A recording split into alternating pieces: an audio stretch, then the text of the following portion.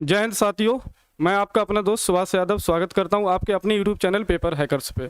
तो जुड़ जाइए साथियों हमारे साथ और एक बेहतरीन समय प्रैक्टिस सेट स्टार्ट करते हैं आर्मी के लिए। तो देखते हैं मतलब पहला क्वेश्चन क्या है। पहला क्वेश्चन है, दुनिया का सबसे गहरा सागर कौन सा है? दुनिया का सबसे गहरा सागर कौन सा है? तो इसका आंसर है साथियों प्रशांत महासागर। अब इसके अलावा भी कुछ इसमें बेसिक फैक्ट भी अपने लोगों को जानना है। जैसे अगर मैं उनका सीरीज लिखूँ तो सबसे बड़ा सागर है प्रशांत महासागर, प्रशांत महासागर। और जो सेकंड नंबर का सबसे बड़ा सागर है उसको बोलते हैं Atlantic Sagar, Atlantic Sagar. And तीसरे नंबर का है अपना सागर जिसे हिंद महासागर के नाम से भी जाना जाता है, हिंद महासागर। और इसका एक सीक्वेंस और है, इसको आर्टिक सागर भी बोलते हैं, आर्टिक महासागर। एंड फिफ्थ वन इज दक्षिणी महासागर।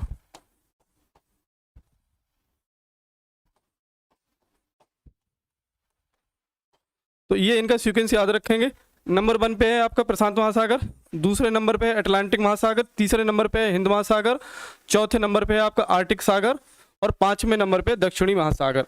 अगर हम बात करें प्रशांत महासागर की तो ये सबसे गहरा और सबसे बड़ा भी सागर है। इसके साथ साथ एक एडिशनल फैक्ट अपने लोगों को ये भी याद रखना, जैसे क्वेश्चन क्या आया, दुनिया का सबसे गहरा सागर कौन सा है, इसका आंसर तो पता चल गया, लेकिन इसमें एडिशनल फैक्ट अपने लोगों को ये भी याद रखना कि ये दुनिया का सबसे गहरा भी सागर और दुनिया का सबसे बड़ा भी सागर है। अगर हम बात करें कि इसकी शेप कैसी है तो इसकी शेप साथियों त्रिभुजाकार है। शेप की बात करें तो इसकी शेप त्रिभुजाकार है। ये भी आपसे क्वेश्चन पूछ सकता है, त्रिभुजाकार इसकी शेप है। और वहीं अगर हम बात करें अटलांटिक महासागर की तो इसकी शेप एस आकार है, एस आकार की शेप है इसकी। और हिंद महासागर को एक दूसरे नाम से भी जाना जाता है जिसे अर्ध सागर भी बोलते हैं, अर्ध सागर। और आर्टिक सागर जैसा कि आपको पता, आर्टिक मीन्स जो ऊपर पाया जाता है, इसको छिपा हुआ महासागर, इसका दूसरा नाम भी कभी कभी आपसे पूछ लिया जाता है, इसको छिपा हुआ सागर भी बोलते हैं, छिपा हुआ सागर।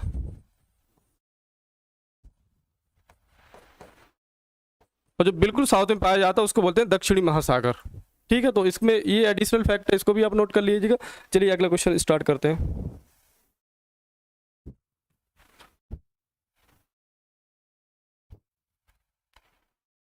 तो अगला क्वेश्चन है साथियों, राज्यसभा के एक सदस्य का कार्यकाल कितना होता है? ये क्वेश्चन अपने लोगों को ध्यान ना। तो बहुत सिंपल सा क्वेश्चन है कि राज्यसभा के एक सदस्य का कार्यकाल कितना होता है। इसका आंसर है, करेक्ट आंसर है 6 वर्ष।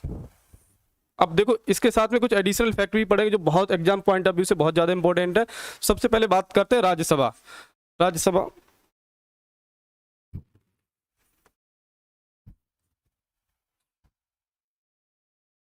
राज्यसभा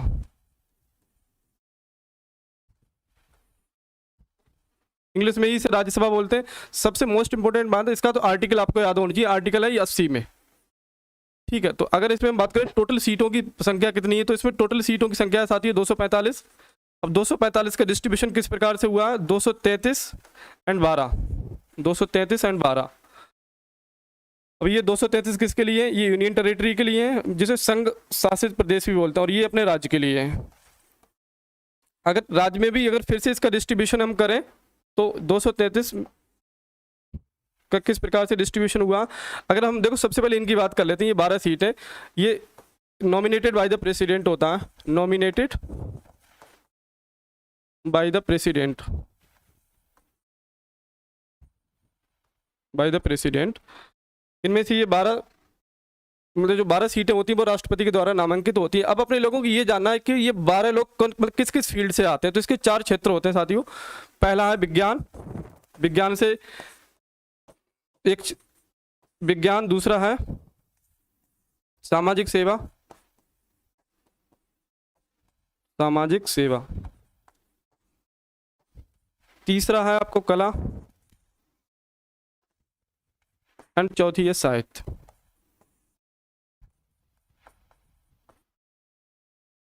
ये 4 क्षेत्रों से 12 लोगों का नॉमिनेटेड किया जाता है, वो सारे के सारे मेंबर राष्ट्रपति के द्वारा नामांकित होते हैं। अब इनका 233 का डिस्ट्रीब्यूशन कर लेते हैं।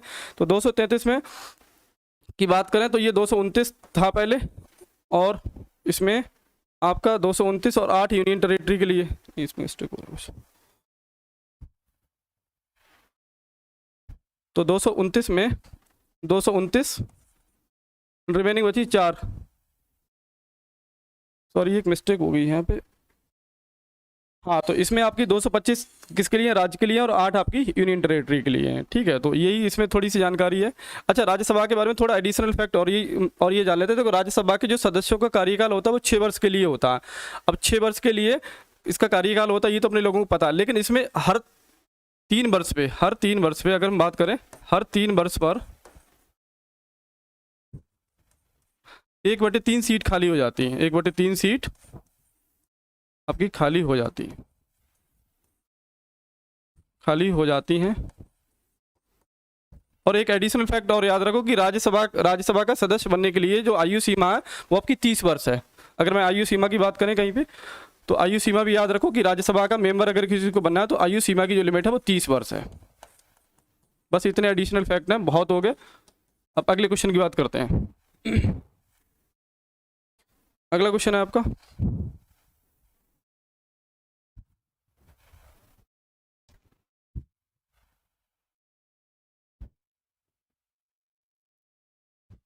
अब अगला क्वेश्चन है आपका, अंतर्राष्ट्रीय न्यायालय के अध्यक्ष नियुक्त किए जाने वाले पहले भारतीय कौन थे। बहुत इंपॉर्टेंट क्वेश्चन है और ये एग्जाम पर्पज से आपका, इसको इंटरनेशनल कोर्ट ऑफ जस्टिस भी बोलते हैं, एग्जाम पॉइंट ऑफ व्यू से बहुत ज़्यादा इंपॉर्टेंट है। तो बात करते हैं अंतर्राष्ट्रीय न्यायालय के बारे में, इसमें संपूर्ण जानकारी देते हैं आपको। इसको इंटरनेशनल कोर्ट ऑफ जस्टिस भी बोलते हैं, इंग्लिश में बोलते हैं इसको इंटरनेशनल कोर्ट ऑफ जस्टिस।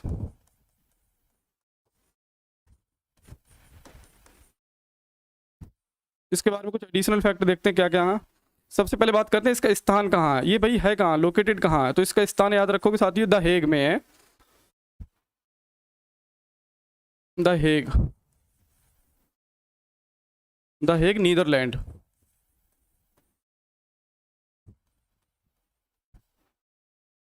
इसमें अगर हम बात करें तो जजों की संख्या कितनी होती है, जजों की संख्या इसमें साथियों 15 होती है। अगर बात करें कि कोरम कितना होता है जजों का, कि भाई कितने जज हो जाए जिससे अपनी कार्रवाई इसमें स्टार्ट हो जाए, तो कोरम इसमें 9 जजों का होता है। और एक इंपॉर्टेंट फैक्ट जो बहुत ज़्यादा इंपॉर्टेंट है वो स्थापना से पूछा जाता है, इसकी स्थापना कब हुई थी। तो इसकी स्थापना हुई थी आपकी 13 अप्रैल 1946। 13 अप्रैल 1946 में इसकी स्थापना हुई। अगर वहीं हम एक और एडिशनल फैक्ट की बात करें, इसकी स्थापना तो 13 अप्रैल 1946 को हुई, लेकिन इसका पहला अधिवेशन कब स्टार्ट हुआ था। तो इसका पहला अधिवेशन आपको 18 अप्रैल को याद हुआ था। ये भी कभी कभी एग्जाम में क्वेश्चन पूछ लिया जाता है, तो याद रखो। इस फर्स्ट अधिवेशन की बात करते हैं, पहला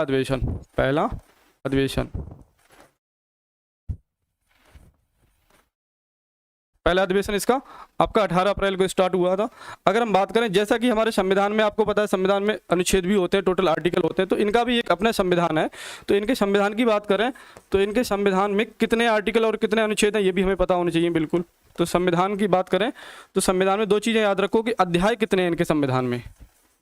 जो इंटरनेशनल कोर्ट ऑफ जस्टिस है, इसके संविधान के अध्याय की बात करें तो अध्यायों की संख्या साथियों 5 है। और हम वहीं अनुच्छेदों की बात करें, अनुच्छेदों की संख्या 70 है। तो ये एडिशनल फैक्ट आपको और याद रखना। और जो अब देखो ये एडिशनल फैक्टर, अब लेकिन हम अपने मेन क्वेश्चन पे आते हैं। अंतर्राष्ट्रीय न्यायालय के अध्यक्ष नियुक्त किए जाने पहले भारतीय थे, तो इसका आंसर साथियों नागेंद्र सिंह है। अगर वहीं बात करें इनके कार्यकाल की, तो इनकी नियुक्ति 1973 में हुई थी और ये 1988 तक इनको, मतलब इनकी नियुक्ति 2 कार्यकाल के लिए हुई थी। हालांकि पहले 1973 से लेकर 5 आप ऐड करो तो 1982 होगा, और एक नेक्स्ट कार्यकाल के लिए इनकी नियुक्ति और हुई थी। वहीं बात करें कि अभी इसका अध्यक्ष कौन है इंडिया का, अगर इंडिया का ऐसा कौन सा अभी मीन्स एडवोकेट है जो अभी इसका भी मेंबर है, तो इसका याद रखो दलवीर भंडारी हैं अभी फिलहाल। ये भी याद रखो वर्तमान में मेंबर कौन है इसका, भारतीय जज। तो वर्तमान में याद रखो दलवीर भंडारी इसके वर्तमान मेंबर हैं जो भारतीय जज भी हैं। तो यही है, आप एडिशनल फैक्ट इसको नोट कर लीजिएगा। आगे अगले क्वेश्चन की बात करते हैं।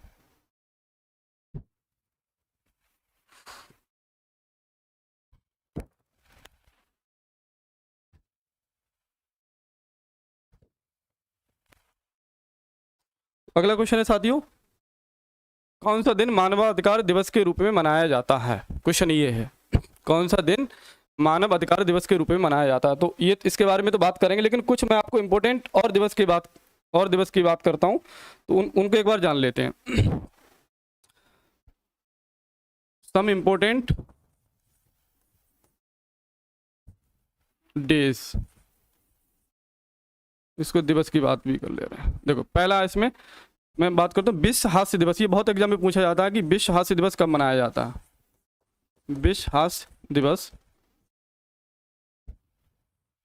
सेकंड की बात करें, ये भी एग्जाम में बहुत पूछा जाता है, अंतर्राष्ट्रीय महिला दिवस। अंतर्राष्ट्रीय महिला दिवस। एक तीसरा याद रखो, संयुक्त राष्ट्र संघ दिवस।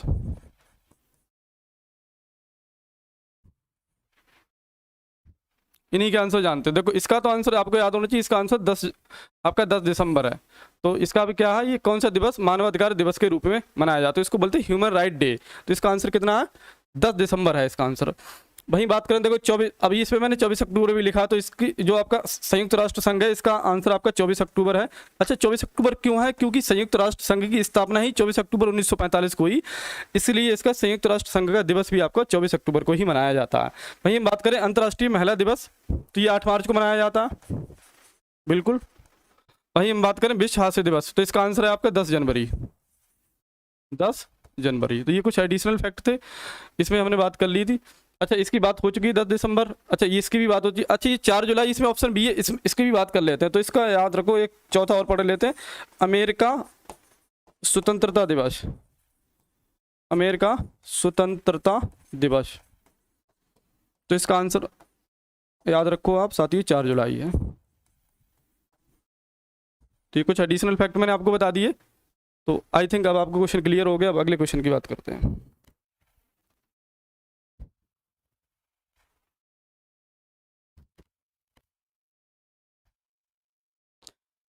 6 नंबर का क्वेश्चन है साथियों, सांची का स्तूप। तो 6 क्वेश्चन है आपका, सांची का स्तूप किस राज्य में स्थित है। बहुत इंपॉर्टेंट क्वेश्चन है, और आजकल एग्जाम में ये वाले क्वेश्चन ट्रेंडिंग में बहुत स्तूप पूछे जाते हैं। तो आपको सारे स्तूपों के बारे में कुछ एडिशनल भी जानकारी दूंगा, लेकिन फिलहाल इसी स्तूप की बात करते हैं कि सांची का स्तूप किस राज्य में स्थित है।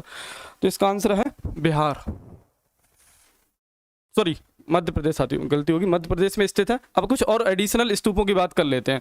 तो सांची के स्तूप के बारे में पता है, बहुत स्तूप पूछा जा रहा है आजकल। सारनाथ का स्तूप, ये पता होनी चाहिए आपको एग्जाम पर्पस से, इंपॉर्टेंट है सारनाथ का स्तूप। तो इसमें बस आप ये बारे में पता होनी चाहिए स्थित कहाँ है। तो ये इसको याद रखो, वाराणसी के समीप, वाराणसी के समीप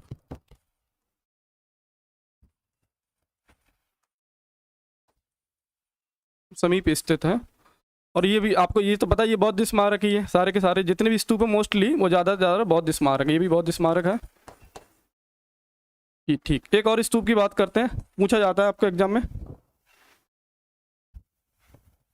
पुरहवा का स्तूप। पुरहवा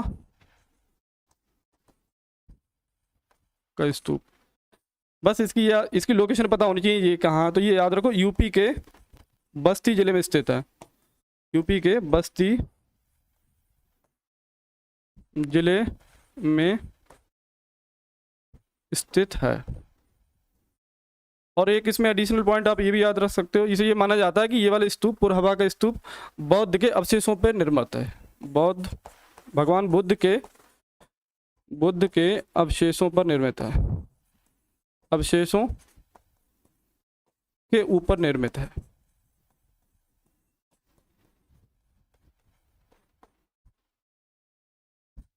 ये दूसरा स्तूप हो गया। एक और स्तूप की बात करें तो एक अमरावती का स्तूप है, ये भी एग्जाम में पूछा जाता है आजकल। अमरावती का स्तूप कहाँ स्थित है, अमरावती का स्तूप। तो बस इसकी लोकेशन याद रखो, ये आंध्र प्रदेश में है। आंध्र प्रदेश में स्थित है। आपसे यही पूछेगा कि ये स्तूप कहाँ स्थित है, तो आपको ये याद रखना है। अमरावती के स्तूप मैंने क्या बताया, सॉरी गायब हो गया। अमरावती के स्तूप आपका कहाँ स्थित है, चलो वो इसके लिए हट गया। अमरावती के स्तूप आपको याद रखना, ये कहाँ है, ये आपका आंध्र प्रदेश में है। चलिए तो अगले क्वेश्चन की बात करते हैं।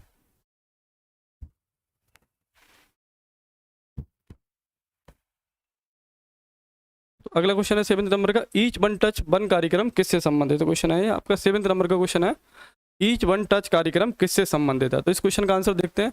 ये एक्चुअली इसका आंसर नंबर ए है। ये आपको मतलब ये बोलते हैं इसको प्रौढ़ शिक्षा से संबंधित है। देखो एक्चुअली ये था क्या कार्यक्रम, इसमें ये था कि जो राज्य सम्मान प्राप्त शिक्षकों हैं उनके द्वारा लोगों को जागरूक करें कि वो अपने बच्चों को प्रतिदिन स्कूल भेजें, इससे ये संबंधित था और बाकी इसमें कुछ है नहीं इतना। तो इसका आंसर याद रखो, आंसर नंबर ए है, मतलब प्रौढ़ शिक्षा से संबंधित था। तो अगले क्वेश्चन की बात करते हैं।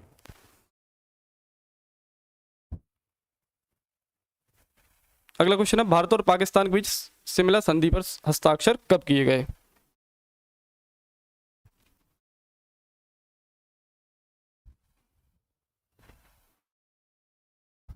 तो अगला क्वेश्चन है आपका, भारत और पाकिस्तान के बीच शिमला संधि पर समझौता कब किए गए? ये इंपॉर्टेंट क्वेश्चन है एग्जाम पॉइंट ऑफ व्यू से, और आर्मी के एग्जाम के लिए तो ये क्वेश्चन स्पेशली इंपॉर्टेंट है। तो इसका आंसर तो वैसे सिंपल है, वर्ष 1971 में, सॉरी इसका आंसर है वर्ष 1971 में ये आपका शिमला समझौता हुआ था। लेकिन कुछ और एडिशनल जानकारी की बात करें कि भाई कब हुआ था, किन किसके बीच में हुआ था, उस समय ऐसा क्या हुआ, ऐसी क्या आवश्यकता पड़ गई कि हमें शिमला समझौता करना पड़ा था, तो याद रखोगे। तो भारत पाक, अगर मैं इसकी एडिशनल बात की बात करूं तो भारत पाक द्वितीय युद्ध के बाद ये समझौता हुआ था। द्वितीय युद्ध के बाद यह समझौता हुआ था, यह समझौता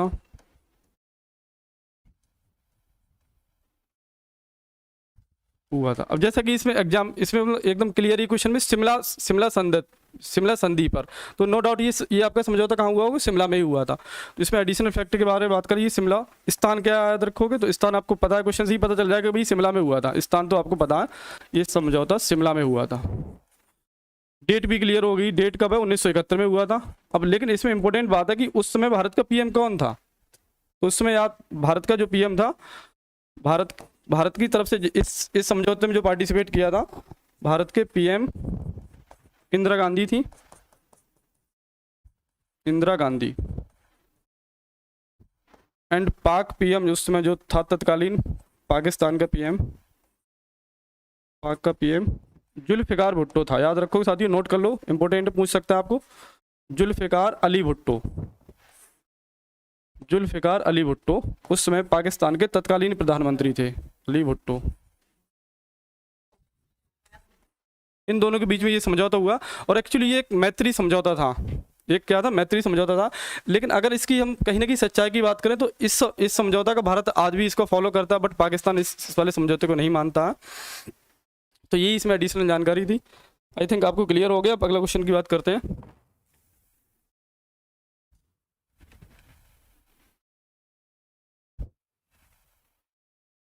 अगला क्वेश्चन है, महानदी कहाँ से निकलती है?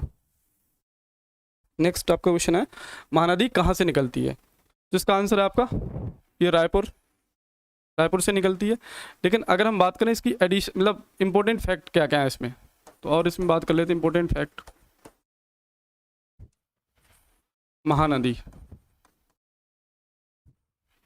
इसकी लंबाई की बात करें तो ये 858 किलोमीटर टोटल लंबी है। इसके उद्गम की बात करें, ये निकलती कहाँ से? हालांकि इसमें भी उद्गम ही पूछा, उद्गम आपका रायपुर, और रायपुर आपको पता है कि कहाँ की राजधानी, छत्तीसगढ़ की राजधानी, तो क्लियर हुआ रायपुर से निकलती है। लेकिन एग्जैक्ट लोकेशन क्या है, तो इसका उद्गम रखोगे सिहावा पर्वत से निकलती है, सिहावा पर्वत से निकलती है। और ये आपकी देखो, इसका अगर फैक्ट की बात करें तो ये सबसे पहले छत्तीसगढ़ से निकलती है। कहाँ से? छत्तीसगढ़ से निकलती है। छत्तीसगढ़ से फिर ये उड़ीसा में जाती है, और उड़ीसा से फिर ये बे ऑफ बंगाल में जाके गिर जाती है, बे ऑफ बंगाल, ये इसकी लोकेशन रहती है। तो याद रखो उद्गम कहाँ से होता है, सिहावा पर्वत से निकलती है। और ये कहाँ? छत्तीसगढ़ में है सिहावा की पर्वत। कहाँ ये भी याद रखो, छत्तीसगढ़ से निकलती है, छत्तीसगढ़। और ये स्टार्ट कहाँ से होती है? छत्तीसगढ़ से निकलती, फिर जाती है उड़ीसा में, उड़ीसा से फिर बे ऑफ बंगाल में जाके इसको मोहाना है। ठीक है, तो अब ये तो एडिशनल। अब इसकी सहायक नदियाँ भी कभी कभी आपसे पूछ लिया जाता है, तो वो भी आपको याद रखनी है, सहायक नदियाँ। तो सहायक नदियाँ याद हैं, कुछ लिख देता हूँ मैं। एक ईबो नदी है इसकी, एक मांडवा नदी है,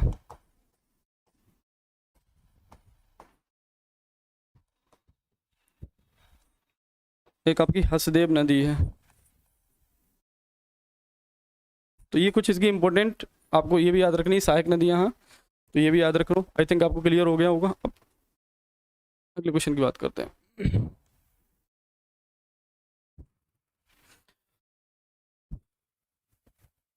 अगला क्वेश्चन है आपका, आनंद मठ किसने लिखी है? इंपॉर्टेंट क्वेश्चन है। देखो आजकल एग्जाम में ट्रेंडिंग क्या चला, पुस्तकें बहुत पूछी जा रही हैं, तो पुस्तकें आपको बहुत अच्छे से लर्न करनी है। और ये भी देखो क्वेश्चन है ये, आनंद मठ किसने लिखी है? तो इसकी अगर बात करें तो आनंद मठ किसने लिखी है, तो इसका आंसर है बंकिम चंद्र चटर्जी। इसका आंसर क्या है साथियों? बंकिम चंद्र चट्टोपाध्याय, सॉरी, ये आंसर है इसका। लेकिन अगर बात करें इनकी कुछ और एडिशनल बुक क्या क्या हो सकती है, तो इनकी एडिशनल बुक इसके अलावा भी आपको 2-4 बुक और याद रखनी है। तो इनकी कुछ एडिशनल बुक हैं, उनकी मैं बात करूं तो चलो सबसे पहले कालिदास की बता देते हैं। कालिदास की कुछ एडिशनल बुक है, तो पहले तो इनकी बहुत भी पूछी जाती है। एक मेघदूत है इनकी पुस्तक, मेघदूत है। एक अभिज्ञान शाकुंतलम है, अभिज्ञान शाकुंतलम,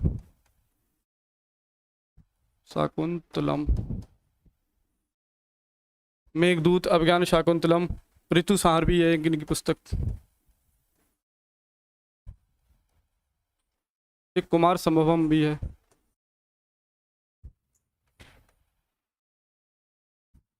कुमार संभवम, ये है एक इनका ये इतनी याद रखो, ये बहुत है। अब बात कर लेते हैं कालिदास हो गए। अबुल फजल की भी कुछ इंपॉर्टेंट पुस्तक है, इसके बारे में तो आपको पता, अकबरनामा एंड आयन अकबरी होगी, अकबरनामा एंड आयन अकबरी,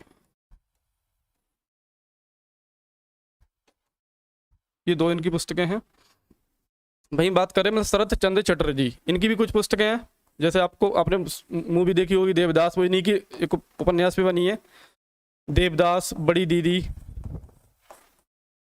देवदास, बड़ी दीदी। एक चरित्रहीन भी इनकी उपन्यास है, चरित्रहीन। तो ये इनकी कुछ पुस्तकें जो मैंने बता दी, बहुत एग्जाम पॉइंट ऑफ व्यू से बहुत इंपॉर्टेंट है। जैसे देवदास आपने मूवी देखी होगी नो डाउट, वो इन्हीं की एक उपन्यास पे बनी है, बड़ी दीदी यानी चरित्रहीन। ये मैंने कुछ कालिदास की पुस्तकें लिख दी।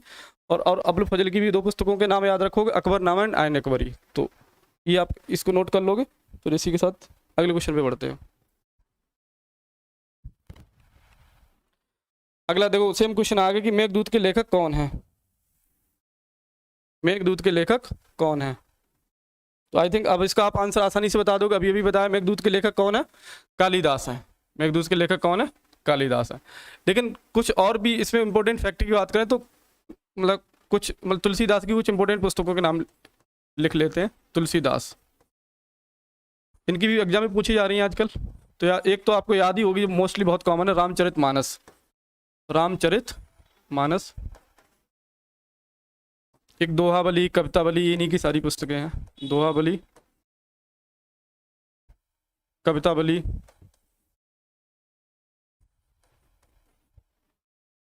एक विनय पत्रिका भी है इनकी पुस्तक, विनय पत्रिका। इसके अलावा 2 पुस्तकें और याद रखिए, जानकी मंगल भी कभी कभी पूछ लिया जाता है, जानकी मंगल, जानकी मंगल। एक पार्वती मंगल भी इन्हीं की पुस्तक है, पार्वती मंगल।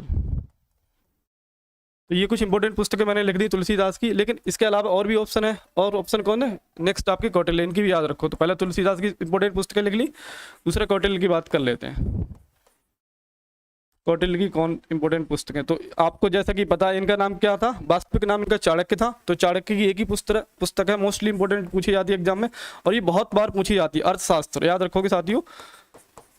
अब जैसा कि इस पुस्तक के नाम से क्लियर हो, अर्थशास्त्र जी मानो कोई ये आपकी इकोनॉमिक्स की बुक होगी, बट ये इकोनॉमिक्स की बुक नहीं है, आपकी पॉलिटिकल, मतलब पूरी की पूरी पॉलिटिकल की बुक है। पॉलिटिकल इन द सेंस ये राजनीति पे लिखी गई एक शास्त्र है, जिसको अर्थशास्त्र नाम दिया था कौटिल्य ने। तो ये भी पूछ लेता है एग्जाम में कभी। नेक्स्ट एक वेद व्यास की भी बात कर लेते हैं। तीसरा वेद व्यास है, जब सारे लिख रहे हैं तो इनको भी लिख लें। वेद व्यास की कौन सी इंपॉर्टेंट पुस्तकें हैं? तो वेद व्यास ने 2 ही चीज़ें लिखी हैं, आपको पता, महाभारत की एक रचना की है, महाभारत एवं पुराणों की रचना इन्हीं वेद व्यास ने की है। महाभारत एवं पुराणों की रचना, महाभारत एवं पुराणों की रचना। तो ये आप नोट कर लोगे, एग्जाम पॉइंट ऑफ व्यू से बहुत ज़्यादा इंपॉर्टेंट है। आई थिंक नोट हो गया होगा। तो अगले क्वेश्चन की बात करते हैं, पहले इसको डिलीट करते हैं। तो अगला क्वेश्चन है आपका, सौर मंडल का सबसे बड़ा ग्रह कौन सा है? सौर मंडल का सबसे बड़ा ग्रह कौन सा है? इंपॉर्टेंट है question exam point of view से, तो देखते हैं। तो सौर मंडल का सबसे बड़ा ग्रह है आपका बृहस्पति। सौर मंडल का सबसे बड़ा ग्रह है बृहस्पति। और लेकिन एग्जाम में कुछ और भी पूछ सकता है, तो अपने लोगों को इसके बारे में और जो एडिशनल जानकारी वो भी याद रखनी है। तो बात करते हैं, तो सोलर सिस्टम की बात करें, सबसे पहले यहाँ पे सन स्थित होता है, आपको पता है जैसे साथियों सन है यहाँ पे।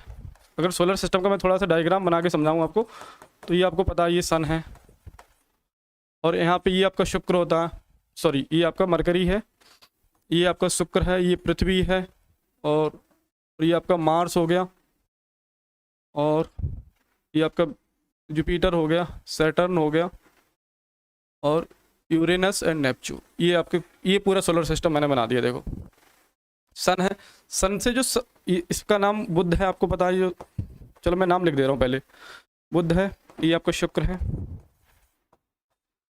ये आपकी पृथ्वी है, मंगल है, और ये आपका बृहस्पति है, बृहस्पति। ये आपके शनि महाराज हैं, ये आपके अरुण हैं, और ये लास्ट में हो गए वरुण। देखो मैंने पूरा सोलर सिस्टम का डायग्राम बना दिया, और एक इसमें और एडिशनल याद रखोगे, चलो ये इनके सारे मैंने नाम लिख दिए। अब देखो एग्जाम में आपसे कहीं से भी क्वेश्चन पूछ सकता है। हालांकि क्वेश्चन ये था कि सौर मंडल का सबसे बड़ा ग्रह कौन सा, तो सिंपल सा आंसर है क्या, सबसे बड़ा आपको दिख रहा है बृहस्पति मैंने बनाया, यही सबसे बड़ा ग्रह है। लेकिन इसके अलावा भी आपसे कोई और क्वेश्चन पूछा है तो आपको कंप्लीट जानकारी होनी चाहिए। अब देखो बुध के बारे में बात करें, मैं एक एक की बात करता हूँ। देखो बुध क्या है, देखो सन के सबसे करीब, मतलब पूछ सकता है कि देखो सबसे बड़ा पूछा है तो सबसे छोटा भी पूछ सकता है। तो एग्जाम में आपसे क्वेश्चन ये भी पूछ सकता है कि सबसे छोटा ग्रह कौन सा है। तो अगर मैं बात करूँ तो बुध आपका क्या सबसे छोटा ग्रह है, क्या सबसे छोटा ग्रह है। बहुत इंपॉर्टेंट क्वेश्चन पूछा जाता है एग्जाम में, सबसे छोटा ग्रह है। एक इसके बारे में ये एडिशनल जानकारी होगी, सबसे छोटा, और जैसा कि आपको डायग्राम से ही क्लियर हो रहा है ये सबसे निकट भी होगा, सबसे निकट, सबसे निकट। और मैं बाकी इसकी और एडिशनल जानकारी बताऊं, ये सबसे निकट भी है और इसका कोई वातावरण नहीं पाया जाता है, ठीक है। और सोलर रेडिएशन की वजह से डे टाइम पे इसका टेम्परेचर बहुत ज़्यादा, क्योंकि इसका कोई एटमॉस्फेयर तो है नहीं, वातावरण तो है नहीं, तो सोलर रेडिएशन के टाइम पे क्या होता है, डे टाइम में इसका टेम्परेचर बहुत ज़्यादा हाई हो जाता है, और नाइट टाइम में क्या होता है, आपके टेरेस्ट्रियल रेडिएशन की वजह से इसका टेम्परेचर बहुत ज़्यादा कम होता है। तो ये भी कभी कभी एग्जाम में वैसे पूछा नहीं है, मैं फिर बता रहा हूँ। Solar radiation and terrestrial radiation के बीच में जो टेम्परेचर डिफरेंस है वो 543 डिग्री सेंटीग्रेड तक पाया जाता है। मतलब डे टाइम में क्या होगा, अचानक से टेम्परेचर राइज हो जाता है, और नाइट टाइम में इसका अचानक से टेम्परेचर डिक्रीज हो जाता है। इसका रीजन भी क्लियर हुआ क्यों होता है, क्योंकि इसका कोई वातावरण एटमॉस्फेयर नहीं होता, ठीक है। तो अगर बात करें ये इसके बारे में होगी कंप्लीट जानकारी, तो ये पूछ सकता है कि सबसे निकट ग्रह कौन सा, तो आप आसानी से आंसर दे पाओगे, बुध ग्रह सूर्य के सबसे निकट ग्रह होता है।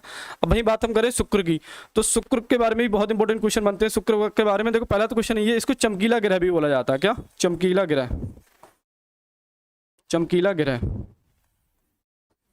चमकीला ग्रह पूछा जाता है। इसको मॉर्निंग एंड इवनिंग स्टार भी बोलते हैं, मॉर्निंग एंड इवनिंग स्टार भी बोलते हैं।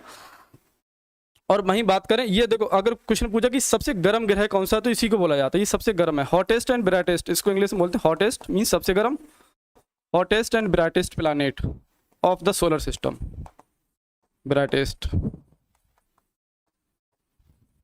तो याद रखो कि शुक्र ग्रह के बारे में दो जानकारी बहुत इंपॉर्टेंट है, ये सबसे आपका चमकीला ग्रह भी है और सबसे गर्म ग्रह भी है। अब रीजन ये है कि भाई मतलब सूर्य के सबसे निकट तो बुध है, तो बुध होना चाहिए सबसे गर्म, लेकिन ये शुक्र क्यों है, तो इसका एक साथियों बहुत इंपॉर्टेंट इसका रीजन है, क्योंकि यहाँ पे CO2 की कंसंट्रेशन बहुत ज़्यादा पाई जाती है। अगर वहीं बात करें यहाँ पे कंसंट्रेशन ऑफ CO2, मतलब कार्बन डाइऑक्साइड यहाँ पे 95% तक पाई जाती है, जिसकी वजह से इसका टेम्परेचर बहुत ज़्यादा हाई हो जाता है। अप्रोक्सीमेटली 500 डिग्री से अब भी इसका टेम्परेचर रहता है हर टाइम। तो CO2 की कंसंट्रेशन की वजह से इसका टेम्परेचर बहुत ज़्यादा हाई रहता है, इसकी वजह से इसको हॉटेस्ट एंड मतलब चमकीला भी बोलते हैं ग्रह। अच्छा दो नाम इसके और याद रखो कि इसको इवनिंग एंड मॉर्निंग स्टार भी बोला जाता है। वहीं बात करें मतलब पृथ्वी की, तो पता आप बात कर लेते हैं मंगल की। मंगल को आपको लाल ग्रह के नाम से भी जाना जाता है, ये आपका लाल ग्रह, मैं लिख देता हूँ जल्दी जल्दी से, ये लाल ग्रह, इसको रेड प्लानिट भी बोलते हैं, लाल ग्रह।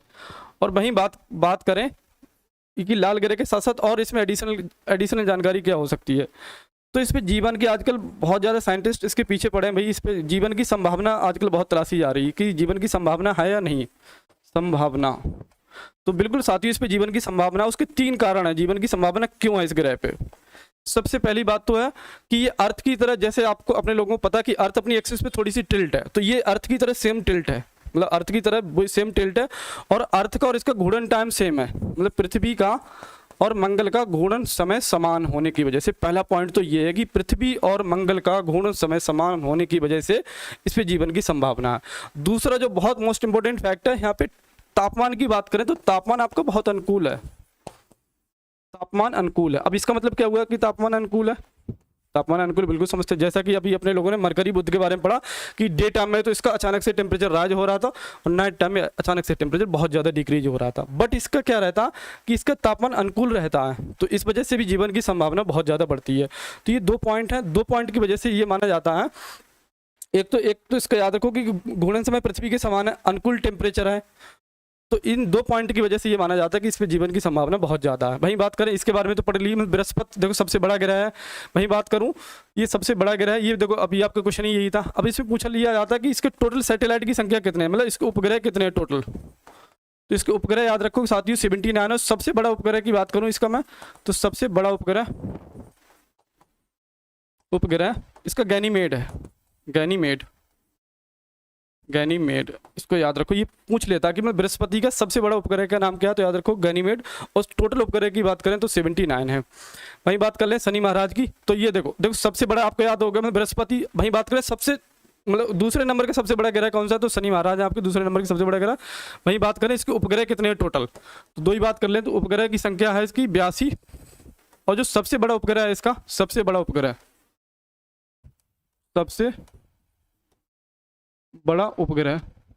जो सबसे बड़ा उपग्रह है इसका नाम है टाइटन। वही बात अरुण की करें तो अरुण का कलर आपका हरा रंग, इसमें 2 ही पॉइंट याद है, इसका रंग हरा पाया जाता है, रंग हरा। इसका हरा रंग क्यों पाया जाता है, क्योंकि मीथेन क्लाउड की वजह से इसका रंग हरा पाया जाता है। पूछ भी सकता है कि सोलर सिस्टम में ऐसा कौन सा प्लानेट है जिसका कलर हरा रंग का होता है, तो याद रखोगे अरुण है। और इसका रीजन भी मैंने बताया था, मीथेन क्लाउड की वजह से पाया जाता है। वहीं इसके बारे में अरुण की बात करें तो ये सबसे ठंडा और सबसे दूर है, 2 पॉइंट इसके बारे में याद रखो। ये सबसे ठंडा है,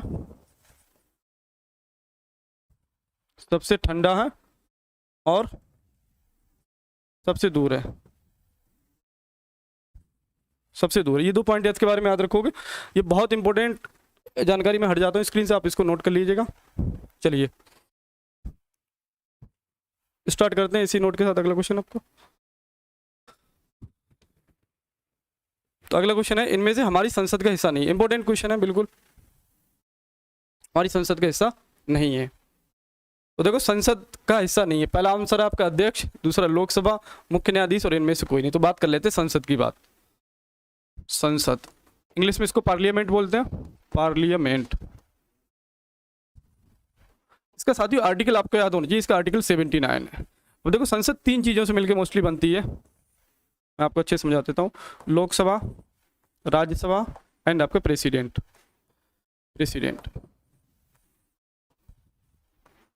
इन तीनों को भी आर्टिकल याद होने चाहिए। जैसे लोकसभा का आर्टिकल आपको पता होना चाहिए, पूछ सकता है एग्जाम में, आर्टिकल 81 है। वहीं राज्यसभा के आर्टिकल की बात करें तो आर्टिकल 80 है। वहीं हम राष्ट्रपति के आर्टिकल की बात करें तो इसमें आर्टिकल आपका 52 से लेकर 62 तक है, 52 से लेकर 62 तक ये सारे आर्टिकल हैं। तो ये तीनों ही मिलकर आपका पार्लियामेंट बनाती हैं, मींस पार्लियामेंट की ऑर्गन्स है लोकसभा, राज्यसभा एंड प्रेसिडेंट। ये तो ऑर्गन्स नहीं है। अगर हम बात करें ये बनती किससे, तो संसद आपकी 3 चीज़ों से मिलकर बनती है, लोकसभा, राज्यसभा एंड आपका राष्ट्रपति। तो देखो आप आसानी से चूज कर लो कि इसमें आपको एक ही इनअप्रोप्रिएट आंसर लग रहा है, मुख्य न्यायाधीश। ये तो कभी नहीं हो सकता, यही आंसर है आपका, ये आंसर ये आपका नहीं हो सकता। मुख्य न्यायाधीश देखो है इसमें कहीं, तो याद रखो कि लोकसभा, राज्यसभा, राष्ट्रपति से मिलकर आपकी संसद का निर्माण होता है। इनके आर्टिकल भी बहुत ज़्यादा महत्वपूर्ण है, याद रखोगे। पार्लियामेंट का आर्टिकल 79 है, लोकसभा का आर्टिकल 81 है, राज्यसभा का आर्टिकल 80 है, और वहीं आपके राष्ट्रपति के आर्टिकल की मैं बात करूँ तो 52 से लेकर 62 तक है। तो ये आई थिंक क्लियर हो गया।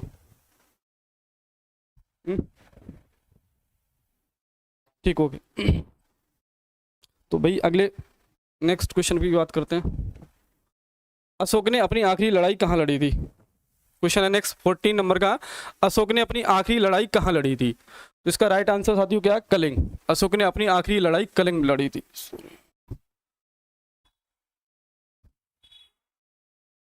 अशोक ने अपनी आखिरी लड़ाई कलिंग में लड़ी थी, इसका आंसर है बी, कलिंग। अब बात कर लेते हैं, अशोक का नाम तो सबने सुना होगा, महान सम्राट थे इंडिया के। इनके कार्यकाल की भी बात करें, अशोक तो इनका कार्यकाल भी साथियों आपको याद होना चाहिए, 269 BC से लेके 232 BC, 232 BC, ये इनका कार्यकाल था। भारत के महानतम सम्राटों में से एक थे ये। वहीं बात करें अगर हम कलिंग वॉर की, तो कलिंग वॉर किन किन के मध्य हुआ था? कलिंग युद्ध,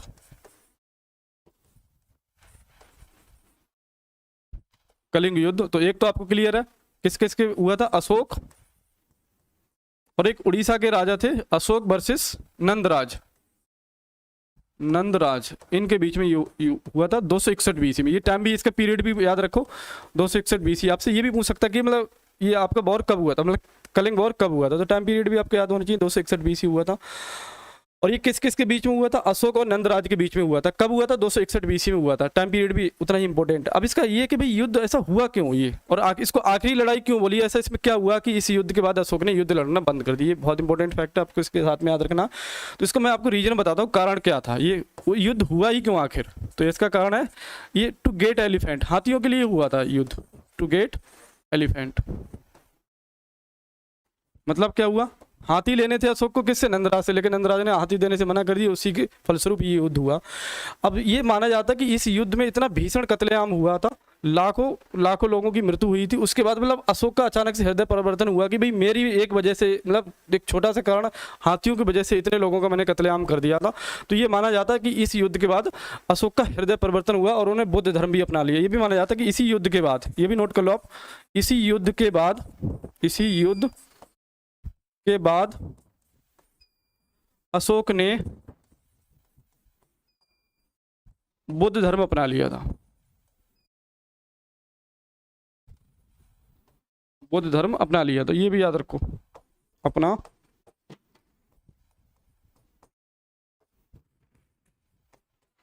तो ये एडिशनल जानकारी मैंने आपको साथ ही बता दी, आई थिंक आपको क्लियर हो गई, नोट कर लो आप।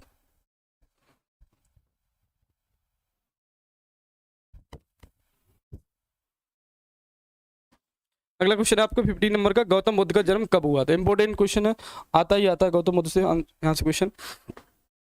सिंपल सा क्वेश्चन है कि गौतम बुद्ध का जन्म कब हुआ था। इसका तो सिंपल सा आंसर आपको पता है, 563 BC में युद्ध हुआ था। लेकिन क्या हमारा इतने से ही काम चल जाएगा? नहीं चलेगा, इसके साथ भी हमें कुछ एडिशनल जानकारी याद होनी चाहिए। तो आज आपको बता देते हैं गौतम बुद्ध के बारे में संपूर्ण जानकारी। गौतम बुद्ध, जो जहाँ से क्वेश्चन बनता ही बनता है। तो गौतम बुद्ध के बारे में देखो, जन्म तो क्लियर हो गया आपको, जन्म तो चलो मैं भी लिख दे रहा हूँ एक बार। जन्म कब हुआ था? 563 BC। ये कभी कभी इनका स्थान भी पूछ लेता है। लुम्बिनी कपिलवस्तु याद रखो, क्या? लुम्बिनी कपिलवस्तु वर्तमान लोकेशन की अगर बात करें तो ये नेपाल में पड़ता है, ये यहाँ हुआ था इनका जन्म।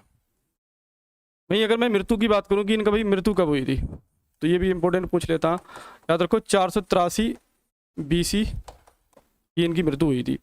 अब इनके जो यहाँ से इंपॉर्टेंट क्वेश्चन बनता है वो 4 मैं आपको बताता हूँ, वो वहाँ से आना ही आना क्वेश्चन है, बहुत मोस्ट इंपॉर्टेंट है। सबसे पहले बात, गृह त्याग की घटना को क्या करते हैं, ये आपको पता होना चाहिए। गृह त्याग की घटना को क्या कहते हैं? दूसरा, ज्ञान प्राप्ति की घटना को क्या कहते हैं? ज्ञान प्राप्ति की घटना को क्या कहते हैं?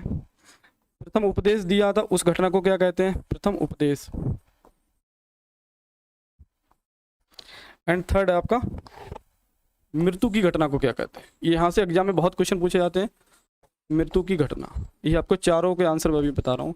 देखो एकदम क्लियर हुआ मैंने क्या क्या आंसर लिखा, कि मतलब जब इन्होंने संन्यास धारण किया उससे पहले उन्होंने क्या किया था? गृह त्याग किया। तो इसकी घटना को क्या कहते हैं? ज्ञान प्राप्ति की घटना को क्या कहते हैं? प्रथम उपदेश की घटना को क्या कहते हैं? एंड लास्ट बनाए मृत्यु की घटना को क्या कहते हैं? तो जो जब इन्होंने गृह त्याग किया इसको बोलते हैं महाविनिष्क्रमण। महाविनिष्क्रमण, ये भी घटना इंपॉर्टेंट है, एग्जाम में पूछा जाता है। महाविनिष्क्रमण की घटना को क्या बोला जाता है? तो मतलब जब इन्होंने गृह त्याग किया था इसी घटना को महाविनिष्क्रमण बोला जाता है। ज्ञान प्राप्ति की घटना को निर्वाण बोला जाता है साथियों, निर्वाण बोला जाता है। प्रथम उपदेश की घटना को धर्म चक्र परिवर्तन बोलते हैं, धर्म चक्र परिवर्तन। वहीं मैं बात करूं मृत्यु की घटना को, तो इसको महापरिनिर्वाण बोलते हैं, महापरिनिर्वाण। ये इंपॉर्टेंट है, ये आप नोट कर लो। अच्छा, इसके साथ में एडिशनल वो तो जानकारी पता होगा कि इनकी वाइफ का नाम क्या था, यशोधरा नाम था, बेटे का नाम राहुल था, पिता का नाम था शुद्धोधन, माया का नाम महामाया था। ये कुछ और एडिशनल जानकारी वो आपको याद होनी चाहिए। लेकिन कभी कभी ये मतलब क्वेश्चन पूछ लेता है कि इनका प्रथम उपदेश इन्होंने कहाँ दिया था। ये भी इंपॉर्टेंट एग्जाम के, इसको मैं स्टार मार्क करके लिख दे रहा हूँ कि प्रथम उपदेश कहाँ दिया। ये भी आजकल एग्जाम में पूछा जाता है, तो ये भी आपको पता होना चाहिए। प्रथम उपदेश, एक तो ये क्वेश्चन बनता है। सेकेंड क्वेश्चन ये बोलता है कि इन्होंने अंतिम उपदेश कहाँ दिया था, ये भी पता होना चाहिए आपको, अंतिम उपदेश। और एक लास्ट वन और बनता कि सर्वाधिक उपदेश कहाँ दिए थे। ये 3 क्वेश्चन और मैं आपको लिख दे रहा हूँ। आई थिंक यहाँ से आपका जो भी क्वेश्चन बनेगा वो छूटेगा नहीं। सर्वाधिक उपदेश तो याद रखो, मतलब प्रथम उपदेश इन्होंने सारनाथ में दिया था, सारनाथ। अंतिम उपदेश कुशीनगर में दिया था, और जो सर्वाधिक उपदेश है वो उन्होंने श्रावस्ती जिले में दिए थे, श्रावस्ती में दिए थे। तो ये कुछ और एडिशनल जानकारी होगी। इसके अलावा अगर मैं कुछ और एडिशनल जानकारी की बात करूं तो इनके कभी कभी पत्नी का नाम भी पूछ लेता है। जैसे पत्नी का नाम एक तो आपको पता है यशोधरा, उसके अन्य नाम पूछ ले, जैसे गोपा याद रखो, ठीक, भदगच्छना भी बोलते हैं, सारथी का नाम याद रखो, छन्ना या छंदक भी बोलते हैं। तो ये कुछ एडिशनल जानकारी है। एक कभी कभी यहाँ से ये भी क्वेश्चन पूछ लिया जाता है कि इनके प्रथम शिष्य कौन थे। तो याद रखोगे इनके तपस्सु एंड भाल्लुक नाम के दो बंजारे थे, वो इनके प्रथम शिष्य हुए थे। लेकिन अब एक क्वेश्चन और पूछा जाता कि इनके प्रधान शिष्य कौन थे। तो प्रधान शिष्य में याद रखोगे आनंद और उपाली थे। आई थिंक इससे कंप्लीट हो गया, इससे बनने वाला क्वेश्चन आप बना पाओगे। तो नोट कर लो आप इसको इसी के साथ में। इसे डिलीट करता हूँ, अगले क्वेश्चन पे चलते हैं। अगला क्वेश्चन है, एक युवा स्वस्थ आदमी की दिल की धड़कन की दर क्या होती है। सिंपल सा क्वेश्चन है, 72 बार। क्या आंसर है साथियों इसका? 72 बार। क्या लिखा है? एक युवा स्वस्थ आदमी के दिल की धड़कन की दर क्या होती है। तो सिंपल सा आंसर ही पता आई थिंक होगा, बस बेसिक सा क्वेश्चन आपको पता 72। लेकिन कभी कभी एक अच्छा क्वेश्चन बन जाता है। मैं 2 क्वेश्चन लिख रहा हूँ, वो बहुत इंपॉर्टेंट क्वेश्चन बनते हैं कभी कभी इसी से, कि सांस लेने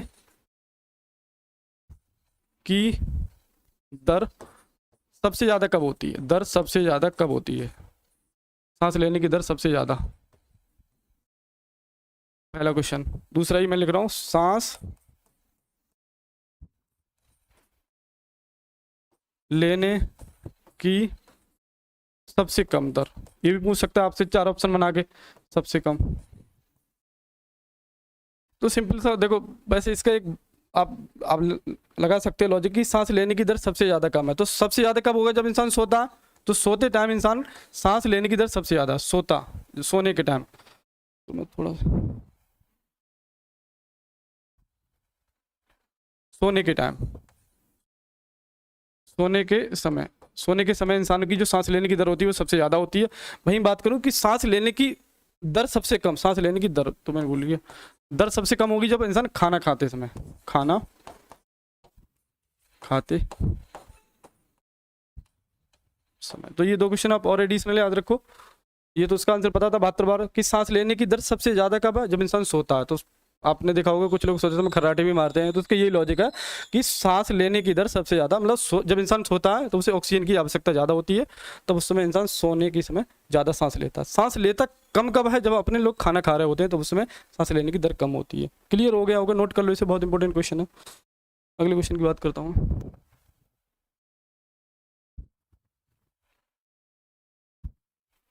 अगला क्वेश्चन है, मस्तिष्क का क्या कार्य है। इंपॉर्टेंट क्वेश्चन है। देखो वैसे तो इसका लॉजिकल आंसर बता दोगे आप लोग।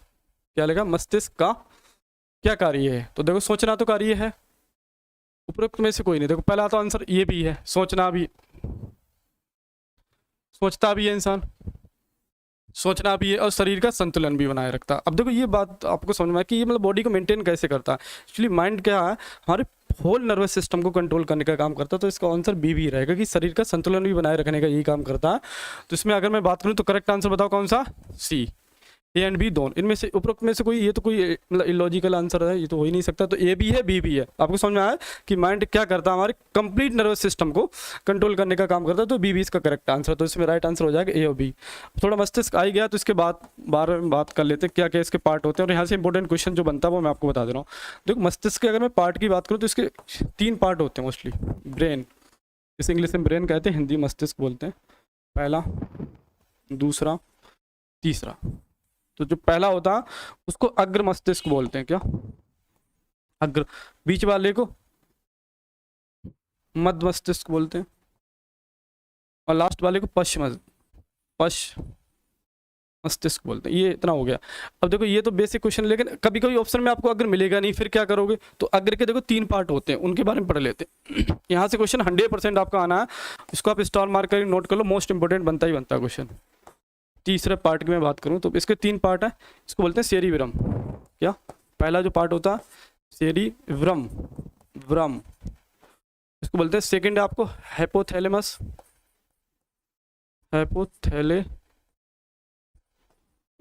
सॉरी ये गलत हो गया, हाँ सही है, हाइपोथैलेमस है, नहीं ये गलत हो गया, ये थैलेमस है। सेकंड है, से थोड़ी मिस्टेक हो गई थी, सेकंड है आपका थैलेमस। जो तीसरा है उसको बोलते हैं हाइपोथैलेमस, हाइपोथैलेमस। ये 3 है। अब देखो ये आपको ऑप्शन में ये नहीं देगा, ये अग्र वाला ऑप्शन में ये देगा सेरिब्रम, और यहाँ से 110% आपको मोस्ट इंपोर्टेंट क्वेश्चन बनता ही बनता है। तो इसको स्टार मार्क करके नोट कर लो कि मस्तिष्क का पार्ट में ऑप्शन ये देगा सेरिब्रम, तो सेरिब्रम आपको टिक करना। अब बात कर लेते हैं कि सेरिब्रम ऐसा क्या मस्तिष्क में करता है। तो ये आपकी जो अपने लोग याददाश्त करने की जो क्षमता होती है वो सेरिब्रम की वजह से होती है। जिन लोगों का सेरिब्रम कमजोर होता है वो अक्सर लोग मतलब बातें भूल जाते हैं, मतलब उनकी मतलब आप बोल सकते हो मेमोरी क्षमता उतनी नहीं होती, मतलब भुलक्कड़ टाइप के लोग हो जाते हैं जिनका सेरिब्रम वीक हो जाता है। तो याद रखना सेरिब्रम वीक नहीं रखना। सेकंड है थैलेमस। थैलेमस की बात करें तो ये एक्सटर्नल चीज़ें बताता है, बाहरी, जैसे मतलब एक्सटर्नल मतलब जैसे अपने लोग कोई मतलब किसी चीज़ को टच करते हैं, वो ठंडी लग रही है, गर्म लग रही है, तो वो इंडिकेशन किससे मिलता है? वो हमें थैलेमस से ही मिलता है। वहीं बात करें अगर हाइपोथैलेमस, तो ये हाइपोथैलेमस इंटरनल चीज़, लिख लो, चलो मैं बता दे रहा हूँ, ये इंटरनल चीज़ों को बताता है। इंटरनल, अब इंटरनल में बताओ क्या क्या आएगा। इंटरनल की बात करें जैसे आंतरिक टेम्परेचर, आंतरिक तापमान हमारे शरीर का कितना, ये भी यही बताता है, आंतरिक तापमान। भूख लगी है नहीं लगी है वो ये इंडिकेशन देगा आपका हाइपोथैलेमस। प्यास लगी है, भूख, प्यास, ठीक, और प्यार वार भी इसी की वजह से होता है, हाइपोथैलेमस की वजह से। ये भी याद रखना कि हाइपोथैलेमस की वजह से ही आपको क्या होता है, प्यार या किसी से में घृणा, दोस्त, वो सारे सब इसी से आते हैं। प्यार हो सकता है, घृणा भी हो सकती है किसी से। ये क्यों? अब जैसे क्लियर है, ये इंटरनल चीज़ें बताता। वहीं बात करें थैलेमस, तो थैलेमस के बारे में यहाँ पे लिख दे रहा हूँ। थैलेमस क्या बताता? जैसे ठंडा है कोई चीज़, गर्म है, तो ऐसी चीज़ों को क्या बताता है आपका? हाइपोथैलेमस बताते हैं। लेकिन कभी कभी एग्जाम में एक क्वेश्चन और पूछा जाता है कि ये पार्ट, ये देखो ये सबसे बड़ा पार्ट होता है सेरिब्रम, तो इसका अगर मैं बोलूँ अप्रोक्सीमेशन पार्ट कितना होता है, तो ये लगभग 2/3%, मतलब टोटल मस्तिष्क का इतना पार्ट यही सेरिब्रम अकेला घेरता है। तो अगर इसकी परसेंटेज निकाले तो 66% के समथिंग निकलती है। 66% अकेला मस्तिष्क का क्या होता है? सेरिब्रम होता है, या फिर बोल सकते हो अग्र मस्तिष्क होता है। लेकिन अग्र मस्तिष्क ऑप्शन में देगा ही नहीं, तो आपको टिक करना है सेरिब्रम। तो आई थिंक क्लियर हो गया यहाँ से, नोट कर लो आप अच्छे से। एक बार मैं हट जा रहा हूँ।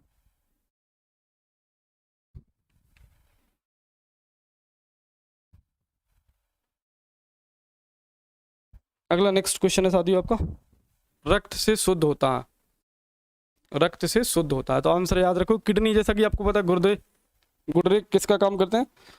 फिल्टर का काम करते हैं। क्या लिखा? रक्त से शुद्ध होता है। तो आपको पता रक्त को शुद्ध कौन करता है? किडनी, हमारी जो बॉडी में होते हैं गुर्दे, वही शुद्ध मतलब शुद्ध करने का काम करते हैं। तो इसका आंसर याद रखो, गुर्दे, किडनी भी बोलते हैं इसको, किडनी। और कभी कभी इसको एग्जाम में ब्लड प्यूरीफायर भी एक दूसरा नाम बोलते हैं इसको, ब्लड प्यूरीफायर। इसका सिंपल सा क्वेश्चन था, इतना सही मैंने बता दिया, गुर्दे। चलो ये तो नोट कर लो। अगले क्वेश्चन की बात करते हैं।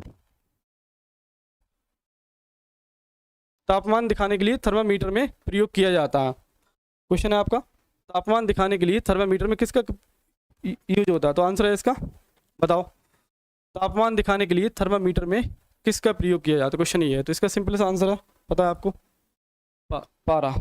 सिंपल सा आंसर है इसका, पारा। पारे का प्रयोग किया जाता है। अब पारे के बारे में थोड़ी सी जानकारी दे लेते हैं कि भाई पारा है क्या। इसका एक तो आप सिंबल याद रखोगे, सिंबल है इसका Hg। और इसके बारे में और एडिशनल बात करें तो ये आपका मेटल है। क्या ये मेटल है? वहीं बात करूं इसकी डेंसिटी कितनी होती है? डेंसिटी उसकी होती है 13,600 kg/m³। ये एक मेटल है। और दूसरा इसके बारे में एक जानकारी और याद रखोगे, ये नॉर्मल टेम्परेचर पर आपका लिक्विड फॉर्म में पाया जाता है। नॉर्मल टेम्परेचर में अगर बात करूं नॉर्मल टेम्परेचर पर, नॉर्मल टेम्परेचर पर आपका लिक्विड अवस्था में पाया जाता है, मतलब द्रव्य अवस्था में पाया जाता है, वैसे लिख सकते हो, द्रव्य अवस्था में पाया जाता है। ये कुछ एडिशनल जानकारी थी, आज क्लियर हो गई होगी। अगले क्वेश्चन की बात करते हैं। अगला क्वेश्चन है, इनमें से किन जानवरों के समूह का खून ठंडा। इंपॉर्टेंट क्वेश्चन है, देखो बहुत बढ़िया क्वेश्चन आया है, लिखा है इनमें से किन जानवरों के समूह का खून ठंडा होता है। तो देखो बात करते हैं कि भाई जानवरों का भी खून ठंडा होता है। हाँ बिल्कुल। तो देखो दो प्रकार के जानवर इस बेस पे डिवाइड किए गए हैं।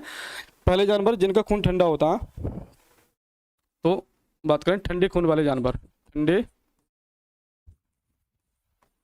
खून वाले जानवर। अभी ऐसे क्या होता है भाई, इनका खून ठंडा होता है, तो इसके बारे में थोड़ा बता देता हूँ। ऐसे जानवर जो अपनी बॉडी का टेम्परेचर आंतरिक रूप से मेंटेन नहीं कर पाते, ऐसे जानवरों को हम ठंडे खून वाले जानवर बोलते हैं। क्या बोलते हैं? ठंडे खून वाले जानवर। एक दूसरा और भी है, चलो इसी के बेस पे एक दो पार्ट और याद रखोगे। एक है गर्म खून वाले जानवर। क्या? गर्म खून वाले जानवर। तो पहला आंसर आपको, मतलब पहला टाइप क्लियर हो गया। ठंडे खून वाले जानवर मींस ऐसे जानवर जो अपने बॉडी के आंतरिक तापमान को मेंटेन या नियंत्रित नहीं कर पाते, ऐसे जानवर को हम क्या बोलते हैं? ठंडे खून वाले जानवर। अब इसको उल्टा भी आपको एकदम क्लियर हो गया कि मतलब नेक्स्ट है गर्म खून वाले जानवर। मींस ऐसे जानवर जो अपने बॉडी के आंतरिक तापमान को मेंटेन कर लेते हैं या नियंत्रित कर लेते हैं, ऐसे जानवरों को अपन गर्म खून वाले जानवर कहते हैं। अब देखो ये नहीं पूछेगा आपसे, ये तो मैंने इसकी डेफिनेशन बता दी। अब मोस्टली एग्जाम में क्या पूछेगा? एग्जाम्पल। तो मैं एग्जाम्पल पहले लिख दे रहा हूँ। इसमें देखो क्या मोस्टली पाए जाते हैं आपके, इसमें सरीसृप पाए जाते हैं। सरीसृप, सरीसृप, उभयचर और मछली, ये पाए जाते हैं इसमें। वहीं अगर मैं इसकी बात करूं तो इसमें अपने लोग इसी में आते हैं, स्तनधारी। सारे स्तनधारी गर्म खून वाले जानवर होते हैं। स्तनधारी हो गए, एक पक्षी भी आते हैं, सारे पक्षी भी इसी में आते हैं। पक्षी एंड कुत्ता, ये सारे जानवर क्या होते हैं? गर्म खून वाले जानवर। अब देखो ऑप्शन क्रैकिंग करनी है। देखो मैंने क्या बोला कि पक्षी के सारे कैसे मतलब गर्म खून वाले जानवर। अब देखो ऑप्शन में देखो पहले क्या आगे कौआ, तो कौआ नहीं हो सकता, इसलिए ये ऑप्शन गया। मेढक, कौआ, कौआ हो ही नहीं सकता क्योंकि अपने लोगों ने पढ़ा कि जो गर्म खून वाले जानवर होते हैं मोस्टली पक्षी होते हैं, तो कौआ नहीं हो सकता। पेंगुइन, बंदर, देखो बंदर स्तनधारी होगी, बंदर भी इसमें नहीं होगा, तो ये आंसर राइट आंसर हो गया आपका डी। डी क्या? रोहू, मेढक, कोबरा। देखो क्योंकि कोबरा क्या सरीसृप में ही आता है, रोहू मेढक सब उभयचर में ही आएंगे, तो ये वाला राइट आंसर आपका गेहूं, सॉरी रोहू, मेढक, कोबरा आपका राइट आंसर। ये ठंडे खून वाले जानवर होंगे। तो आई थिंक क्लियर हो गए। इनके सिंपल से आपको एग्जाम्पल याद रखने की, सारे स्तनधारी पक्षी और कुत्ता किस में आते हैं? गर्म खून वाले जानवर में आते हैं। वहीं बात करूं मैं ठंडे खून वाले जानवर, तो सरीसृप, उभयचर और मछली। तो सिंपल से आप ऑप्शन क्रैकिंग कर दोगे, आपको मीन्स ऑप्शन हटा दोगे, मीन्स इसको बोलते हैं एलिमिनेशन मेथड। ये एग्जाम पॉइंट ऑफ व्यू से बहुत ज़्यादा इंपॉर्टेंट होता, लगाओगे आंसर मिल जाएगा। तो अगला क्वेश्चन है कि सूर्य ग्रहण कब होता है। इंपॉर्टेंट क्वेश्चन है, पूछा जाता है सोलर सिस्टम का। ये भी क्वेश्चन है कि सूर्य ग्रहण कब होता है। तो देखो पहला आंसर क्या कि मतलब अर्थ सूर्य और चंद्रमा के बीच में आती है, चंद्रमा सूर्य और पृथ्वी के बीच में आता है, संकट के दौरान। ये तो ऑप्शन हो ही नहीं सकता कभी, सॉरी संकट के दौरान ऐसा कुछ नहीं है, सूर्य, चंद्रमा और पृथ्वी के बीच आता है। तो देखो इसको बात कर लेते हैं। पहला इसमें दो मैं आपको आज पढ़ाऊंगा सूर्य ग्रहण। पहले पढ़ा देते सूर्य ग्रहण क्या होता है। सूर्य ग्रहण, इसको सन एक्लिप्स बोलते हैं क्या? Sorry solar eclipse, solar eclipse English में बोलते हैं इसको, सोलर एक्लिप्स। देखो ये रहे अपने शनि, मतलब सॉरी ये सन रहा, ये सूर्य देव रहे। होता क्या, जैसे ये अर्थ है अपनी, पृथ्वी है ये, और बीच में आ जाता है चंद्रमा। ये आप चंद्रमा मैंने बड़ा बना दिया थोड़ा सा, ये चंद्रमा।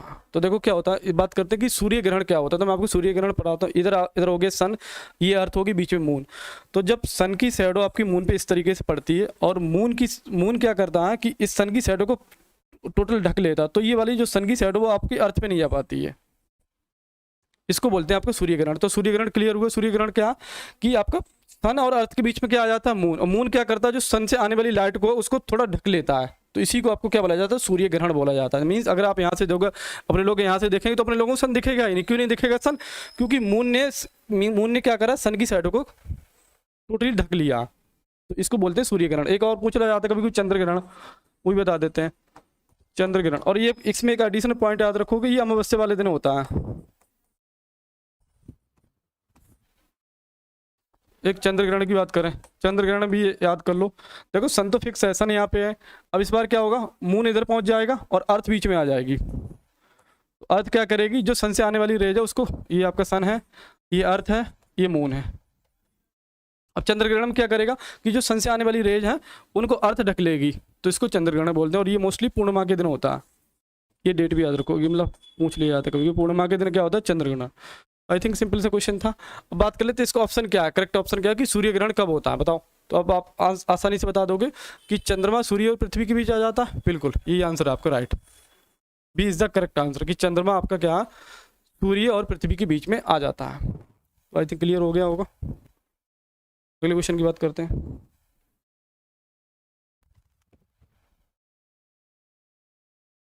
अगला क्वेश्चन है कि बिजली का सुचालक कौन सा है। नेक्स्ट क्वेश्चन है बिजली का सुचालक कौन सा, कि who is the best conductor of the electricity, ये क्वेश्चन है आपका। तो इसमें देखो सिंपल सा ऑप्शन करके करिए, तो कांच नहीं हो सकता कभी भी।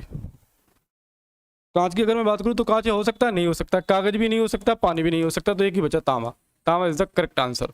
तो याद रखो कि बिजली का अच्छा सुचालक कौन सा है, तो याद रखो तांबा। अच्छा मैं कुछ और एडिशनल की बात करूँ कि तो good conductor of heat and electricity, कुछ लिख लो आप, good conductor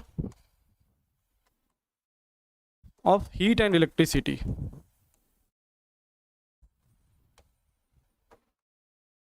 heat and electricity मतलब क्या हुआ इसका, कि ऊष्मा और बिजली के अच्छे सुचालक, बिजली के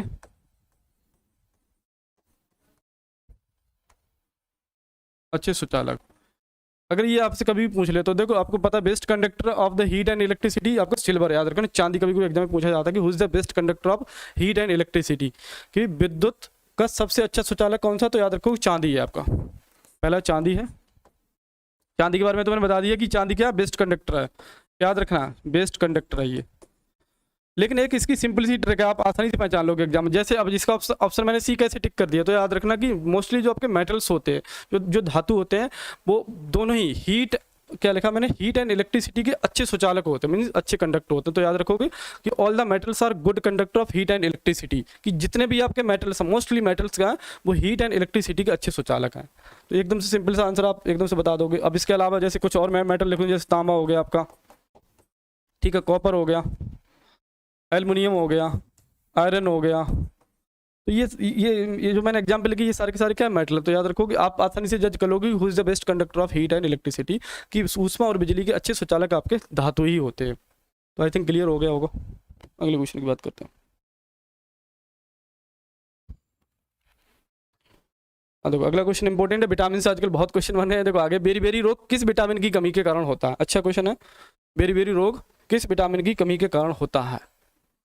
बेरी बेरी रोग किस विटामिन की, तो इसकी एक सिंपल सी एक ट्रिक मैंने बना रखी है, ऐसे याद रखो, बी, बेरी बेरी आ रहा है तो इसमें बी आ रहा है, इसमें भी विटामिन बी है। तो सिंपल सा आप आंसर इजीली आंसर ऑप्शन जज कर पाओगे कि बेरी बेरी रोग किस विटामिन की कमी से है। तो इसका आंसर तो आपको पता चलेगा कि विटामिन बी की कमी से। और ये भी पता चल गया, आसान, इसको याद रखना कितना आसान है, इसको याद रखना इतना ही आसान। देखो विटामिन बी में क्या आ रहा है, वाह आ रहा है, इसमें भी याद रखो। देखो बेरी बेरी कभी नहीं भूलोगे एग्जाम में कि बेरी बेरी किस विटामिन की कमी से होता है, तो याद रखना आपको विटामिन बी की कमी से होता है। लेकिन आजकल कुछ और एडिशन, अगर आपसे थोड़ा अच्छे लेवल का क्वेश्चन बनता है तो इन विटामिन के आपको रासायनिक नाम पूछ लिए जाते हैं और इनसे होने वाले रोगों के भी पूछ लिए जाते हैं। तो मैं एक तरफ विटामिन लिख दे रहा हूँ, विटामिन, एक तरफ इसके रासायनिक नाम की बात कर लेते हैं, रासायनिक नाम, रासायनिक नाम और होने वाले रोग, इसकी कमी से होने वाले रोग। इंपॉर्टेंट है क्वेश्चन विटामिन से साथियों, बनता ही बनता, तो आपको याद रखना अच्छे से।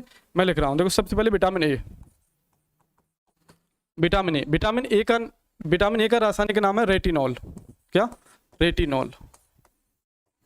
तो विटामिन ए का रासायनिक नाम आपको पता होना चाहिए, रेटिनॉल है। इसकी कमी से होने वाला रोग है रतौंधी, रतौंधी रोग है।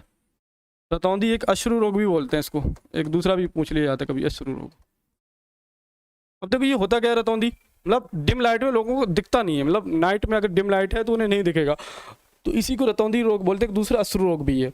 तो याद रखो विटामिन ए का रासायनिक नाम याद रखो रेटिनॉल है, होने वाले रोग याद रखोगे रतौंधी या अश्रु रोग है। वहीं विटामिन बी की बात करें तो विटामिन बी आपका कॉम्प्लेक्स है, इसमें बहुत सारी विटामिन है, vitamin B1, vitamin B2, B3, B7, B12 तक आपको सारे नहीं याद रखने, मैं यही बता दे रहा हूँ।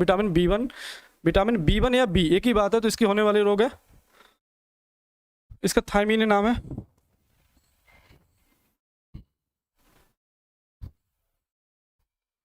तो पहले विटामिन बी की कमी से होने वाला थायमीन है इसका नाम, सॉरी सही से नहीं लिखा, थायमीन। और इससे होने वाला रोग आपको पता चल गया, बेरी है, क्या बेरी। और एक ऑप्शन इसमें सी भी आया, इसकी भी बात कर लेते हैं, विटामिन सी की कमी से होने वाला रोग। विटामिन सी का पहले तो रासायनिक नाम, इसको एस्कॉर्बिक अम्ल बोलते हैं, क्या एस्कॉर्बिक अम्ल, ये इसका रासायनिक नाम है विटामिन सी का। और इसकी कमी से होने वाला रोग है स्कर्वी, क्या बोलते हैं, स्कर्वी। वही स्कर्वी भी, देखो इसकी भी ट्रिक है, इसको भी याद रखो, विटामिन सी इसमें भी आ रहा है, ऐसे याद रखो, सी एस्कॉर्बिक और स्कर्वी, तो आप भूलोगे नहीं कि विटामिन सी की कमी से होने वाला रोग कौन सा, स्कर्वी। ये स्कर्वी होता क्या, स्कर्वी होने की वजह से साथियों आपके मसूड़ों से खून आने लगता है, उसी को स्कर्वी बोलते हैं, विटामिन सी की कमी से होता। वहीं अगर नेक्स्ट विटामिन की बात करूँ, विटामिन डी, इसका रासायनिक नाम की बात करें तो इसका कैल्सीफेरॉल है, क्या नाम है, कैल्सीफेरॉल।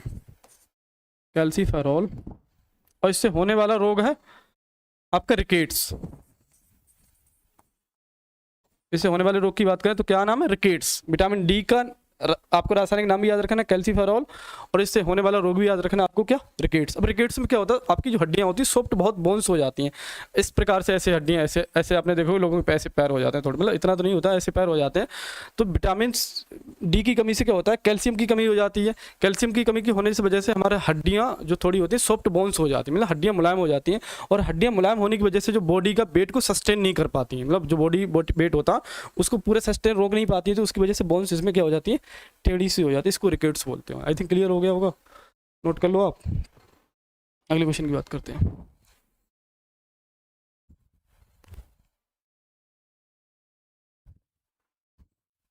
अगला क्वेश्चन है कि एटीपी क्या है, सिंपल सा देखो क्या क्वेश्चन नेक्स्ट आपका, एटीपी क्या है। पहला क्वेश्चन है आपको एडोनोसिन ट्रेटाफॉस्फेट, ये तो नहीं है, एडेनिन ट्राइफॉस्फेट, एडोसिन ट्राइफॉस्फेट, तो राइट आंसर आपका साथियों सी। एटीपी की फुल फॉर्म याद होनी चाहिए आपको, एटीपी क्या बोलते हैं इसको, एडेनोसिन ट्राइफॉस्फेट।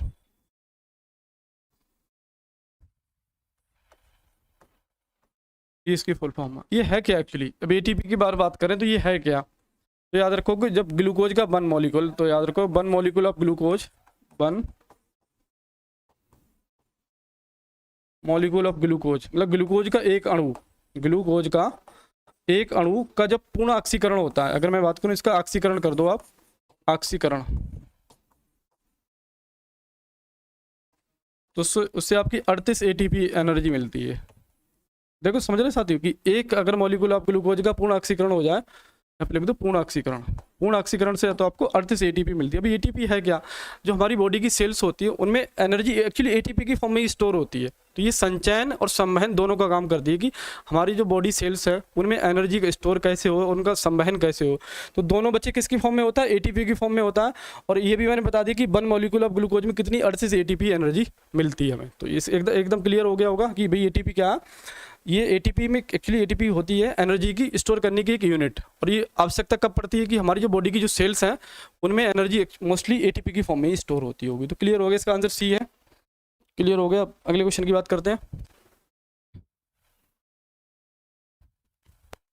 निम्न में से अर्नेस्ट हैकेल ने कौन सा नियम दिया था, निम्न में से अर्नेस्ट हैकेल द्वारा दिया गया नियम है। तो सिंपल सा इसका आंसर है कि इनका ऑप्शन है बी कि बायोजेनेटिक का इन्होंने नियम दिया था। निम्न में से कौन सा नियम अर्नेस्ट हैकेल द्वारा दिया गया, तो आंसर इसका याद रखो बायोजेनेटिक का नियम दिया था। वहीं बात करें कि ये वंशानुगतिक का नियम किसने दिया, तो इसका भी आंसर रखोगे ये मेंडलीफ ने दिया था, सॉरी मेंडल ने दिया था, ये मेंडल ने आपका दिया था। और इसका तो आपको मैंने बता दिया कि बायोजेनेटिक का नियम दिया। इसका सिंपल सा आपको मतलब एक ऐसी आंसर याद रहे कि अर्नेस्ट हैकेल द्वारा कौन सा नियम दिया था, तो बायोजेनेटिक का नियम दिया था। राइट आंसर इसका बी है। अगले क्वेश्चन, ये कोई नियम है नहीं, मतलब प्रभुत्व का नियम, ये वैसे आपको मतलब बायोलॉजी में ऐसे कोई नियम नहीं है सेपरेट, इनका ऐसा कोई नियम, तो इसमें ये तो दो ऑप्शन आपके बहुत ज़्यादा इनअप्रोप्रिएट है, इनको आप आसानी से एलिमिनेट कर दोगे, तो इसका राइट आंसर बी है। अगले क्वेश्चन, हाँ तो ये भी इसका मैंने आपको बता दिया, तो ये क्या मैं वंशानुगत के ही नियम है दो, ये दो और एडिशनल याद रखोगे कि दो इन्हीं के वंशानुगत के ही नियम है, ये और ये इसका राइट आंसर क्या, अर्नेस्ट हैकेल का नियम कौन सा है, तो बायोजेनेटिक, इसका राइट आंसर ये है। और वहीं बात करूँ मैं मेंडलीव का, तो सॉरी मेंडल का नियम, वंशानुगत का नियम, और ये इसी के अंतर्गत दो नियम और आते हैं, प्रभुत्व का नियम, एनिमल पृथक्करण का नियम। तो आई थिंक क्लियर हो गया। अगले क्वेश्चन की बात करते हैं।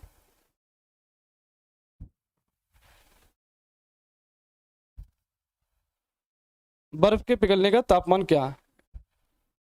बर्फ के पिघलने का तापमान, देखो बहुत अच्छा क्वेश्चन है, इसको अच्छे से पढ़ते हैं। बर्फ के पिघलने का तापमान आपको पता ही होगा, सिंपल सा आंसर है 0 डिग्री सेंटीग्रेड। मैं बात करता हूँ, देखो कैसे, जैसे सपोज ये आइस है, ये कोई आइस आइस है ये, ठीक है, ठीक से आइस आइस का पूरा सॉलिड बन गया, ये कोई आइस है, ठीक है। अगर इसको अगर हीट अप करें, हीट अप करने का मतलब है इसका जैसे तापमान बढ़ाएंगे, तो देखो मैं आपको पूरा साइकिल समझा देता हूँ। तापमान,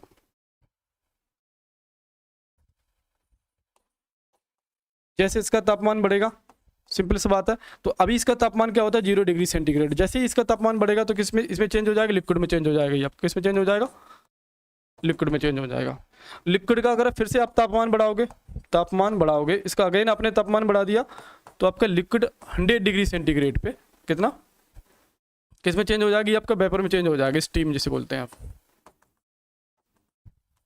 इसका टेम्परेचर याद रखोगे 100 डिग्री सेंटीग्रेड, और इसके साथ में एक एडिशनल फैक्ट और याद रखना है कि तापमान तो आपको पता है 100 डिग्री सेंटीग्रेड, लेकिन एट 1 एटमॉस्फेरिक प्रेशर, ये देखो बहुत इंपॉर्टेंट पॉइंट है। देखो ये तो सिंपल क्वेश्चन था कि बर्फ के पिघलने का तापमान क्या, तो सिंपल सा आंसर है कि 0 डिग्री सेंटीग्रेड पे आइस आपका मेल्ट होना जाएगा, मतलब एग्जैक्टली 0 डिग्री पे नहीं, जैसे 0 डिग्री सेंटीग्रेड से थोड़ा सा टेम्परेचर राइज अप होता है, आइस विल स्टार्ट मेल्टिंग, आपका जो बर्फ हो स्टार्ट कर देता है पिघलना। वहीं बात करते हैं, अगर इसका और तापमान बढ़ाते जाओगे तो फिर आपका कंप्लीट लिक्विड में चेंज हो जाएगा। अगर हम बात करते हैं लिक्विड का, फर्दर आपने टेम्परेचर इंक्रीज कर दिया, तो लिक्विड आपका 100 डिग्री सेंटीग्रेड एट 1 ATM, मतलब इन दोनों पे किस में चेंज हो जाएगा, स्टीम में। तो ये आपका पूरा कंप्लीट साइकिल हो गया। लिक्विड सॉरी आइस किस में चेंज हो गया, लिक्विड में, लिक्विड किस में चेंज हो गया, स्टीम में। इसको मैं लिख दे रहा हूँ, ये स्टीम है। तो इसका टेम्परेचर भी याद रखोगे 100 degree centigrade and 1 ATM P पे liquid will change into steam. और एक और साइकिल होता है, अगर स्टीम को आप 180 डिग्री सेंटीग्रेड से अगर फर्दर हीट अप कर दोगे तो सुपर हीटेड स्टीम में चेंज हो जाएगा, तो उतना नहीं पढ़ना। अगर मैं बात करूँ इसको फर्दर हीट अप कर दो तो 180 डिग्री सेंटीग्रेड पे क्या होता है, ये आपकी सुपर हीटेड स्टीम बन जाती है, सुपर हीटेड स्टीम। ये भी चलो लिख लो आप, super heated steam, super heated steam में चेंज हो जाता है। तो ये साइकिल आपको क्लियर हो गया हो।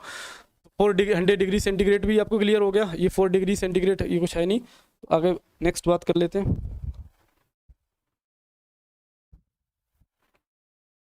हीमोग्लोबिन किस में पाया जाता है। नेक्स्ट क्वेश्चन साथियों आपका, हीमोग्लोबिन किस में पाया जाता है, तो सिंपल सा आंसर है इसमें रक्त में ही पाया जाएगा। हीमोग्लोबिन किस में पाया जाता है, तो आंसर आपका रक्त में ही पाया जाएगा। अब रक्त में भी किस में पाया जाता है, याद रखो हीमोग्लोबिन, हीमोग्लोबिन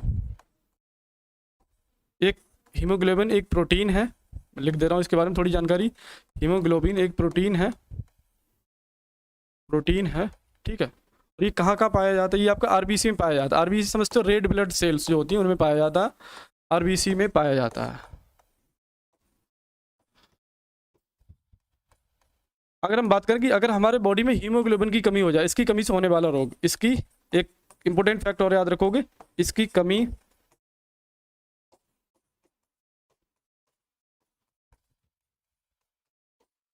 होने वाला रोग, एनीमिया बोलते हैं साथियों इसको, क्या याद रखोगे। अगर हमारी आरबीसी में हीमोग्लोबिन की कमी हो जाती है तो कौन सा रोग हो जाता है, एनीमिया हो जाता है। और ये आरबीसी में पाया जाता है, इसकी कमी से होने वाला रोग एनीमिया। और कभी कभी एनीमिया इतनी खतरनाक हो जाता है, इसकी वजह से इंसान की मृत्यु भी हो जाती है। तो कुछ एडिशनल फैक्ट थे, मैंने लिख दिया, नोट कर लो। अगले क्वेश्चन की बात करते हैं,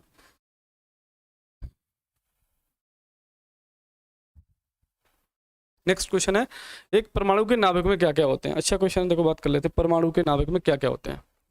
तो देखो अगर मैं किसी एटम का स्ट्रक्चर बनाऊं, जैसे सपोज ये आपका न्यूक्लियस होता है, इसके बाहर ये ऑर्बिट्स होती हैं, क्या होती हैं, ऑर्बिट्स होते हैं। इसको नाभिक बोलते हैं, इसको क्या बोलते हैं, नाभिक। और नाभिक में आपको हमेशा याद रख कि नाभिक में दो चीज़ें होती हैं, एक तो आपके प्रोटॉन होते हैं, मैं इसको लिख देता हूँ प्रोटॉन P, और न्यूट्रॉन। न्यूट्रॉन पे मैंने कोई चार्ज नहीं, और इसके ऑर्बिट्स होती हैं, और भी ऑर्बिट्स हो सकती हैं, इसके ऑर्बिट्स में आपके इलेक्ट्रॉन्स होते हैं। ऑर्बिट्स में आपके क्या होते हैं, इलेक्ट्रॉन्स, इस तरीके से।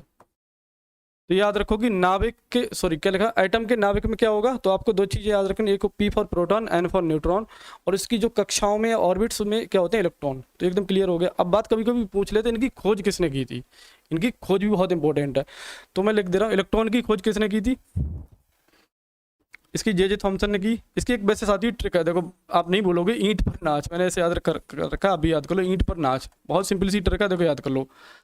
E for electron, T for Thomson आ रहा है एक्चुअली, तो याद रखो थॉमसन। इलेक्ट्रॉन की खोज किसने की थी, ये बात करूँ मैं, इलेक्ट्रॉन की खोज, इलेक्ट्रॉन की खोज तो याद रखो जे थॉमसन, ऐसे याद कर लोगे, जे थॉमसन। देखो पर, P for proton, R for Rutherford, तो मैं बात करूँ, प्रोटॉन की खोज किसने की थी, प्रोटॉन, तो याद रखो रदरफोर्ड।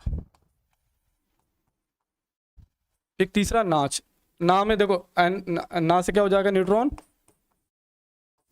और चा से हो जाएगा आपका चैडविक। तो ये खोज भी आई थिंक याद रखो आप, ट्रिक से भूलोगे नहीं कभी आप, चैडविक। तो क्लियर हो गया, एक नाभिक, सॉरी एक एटम के नाभिक में क्या पाया जाता है, N फॉर न्यूट्रॉन, और इस पर कोई चार्ज, देखो इस पर मैंने कोई चार्ज नहीं लगा, और एक आपका एडिशनल पॉइंट है, इस पर पॉजिटिव चार्ज होता है, इस पर नेगेटिव चार्ज होता है, और न्यूट्रॉन पे आपका कोई चार्ज नहीं होता, मतलब न्यूट्रल होता है। तो नाभिक में ये दो चीज़ें पाई जाती हैं, और इसके ऑर्बिट्स, ये मतलब बोलते हैं सेल्स में क्या पाया जाता है, इलेक्ट्रॉन। खोज भी याद रखोगे, इसकी खोज किसने की थी, जे थॉमसन ने की हुई थी। एंड ऐसे इस तरीके से आप इसको, ये वाली सिंपल सी ट्रिक याद रखो, ईंट पर नाच, E for electron, R for याद रखोगे J Thomson, P for proton, खोज किसने की थी, रदरफोर्ड ने, एंड न्यूट्रॉन की खोज किसने की थी, चैडविक। तो सिंपल सी ट्रिक है, भूलोगे नहीं कभी, याद रखो आप, कोई दिक्कत नहीं। अगले क्वेश्चन की बात करते हैं।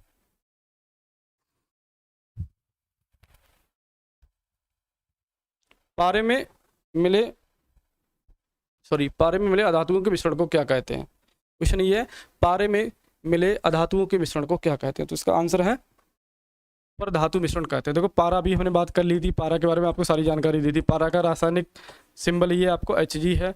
इसकी डेंसिटी मैंने बता दी थी, डेंसिटी की बात करें 13,600 kg पर मीटर क्यूब होता है। सेंटीमीटर में ही कभी पूछ लेता तो याद रखो और करके 13.6 ग्राम पर सेंटीमीटर क्यूब। और ये नॉर्मल टेम्परेचर मैंने बताया लिक्विड अवस्था में रहता है। तो कुछ ही एडिशनल फैक्ट इसके बारे में पहले ही बात कर चुके हैं, तो अगले क्वेश्चन की बात करते हैं। ठीक है, अमोनियम क्लोराइड का सूत्र क्या है। नेक्स्ट क्वेश्चन है साथियों आपका, अमोनियम क्लोराइड का सूत्र क्या है। तो बात करते हैं, देखो अमोनियम क्लोराइड का जैसे ऑप्शन में तो यही होगा अमोनियम क्लोराइड का सूत्र NH4Cl। वही बात करें अमोनियम क्लोराइड, अमोनियम क्लोराइड।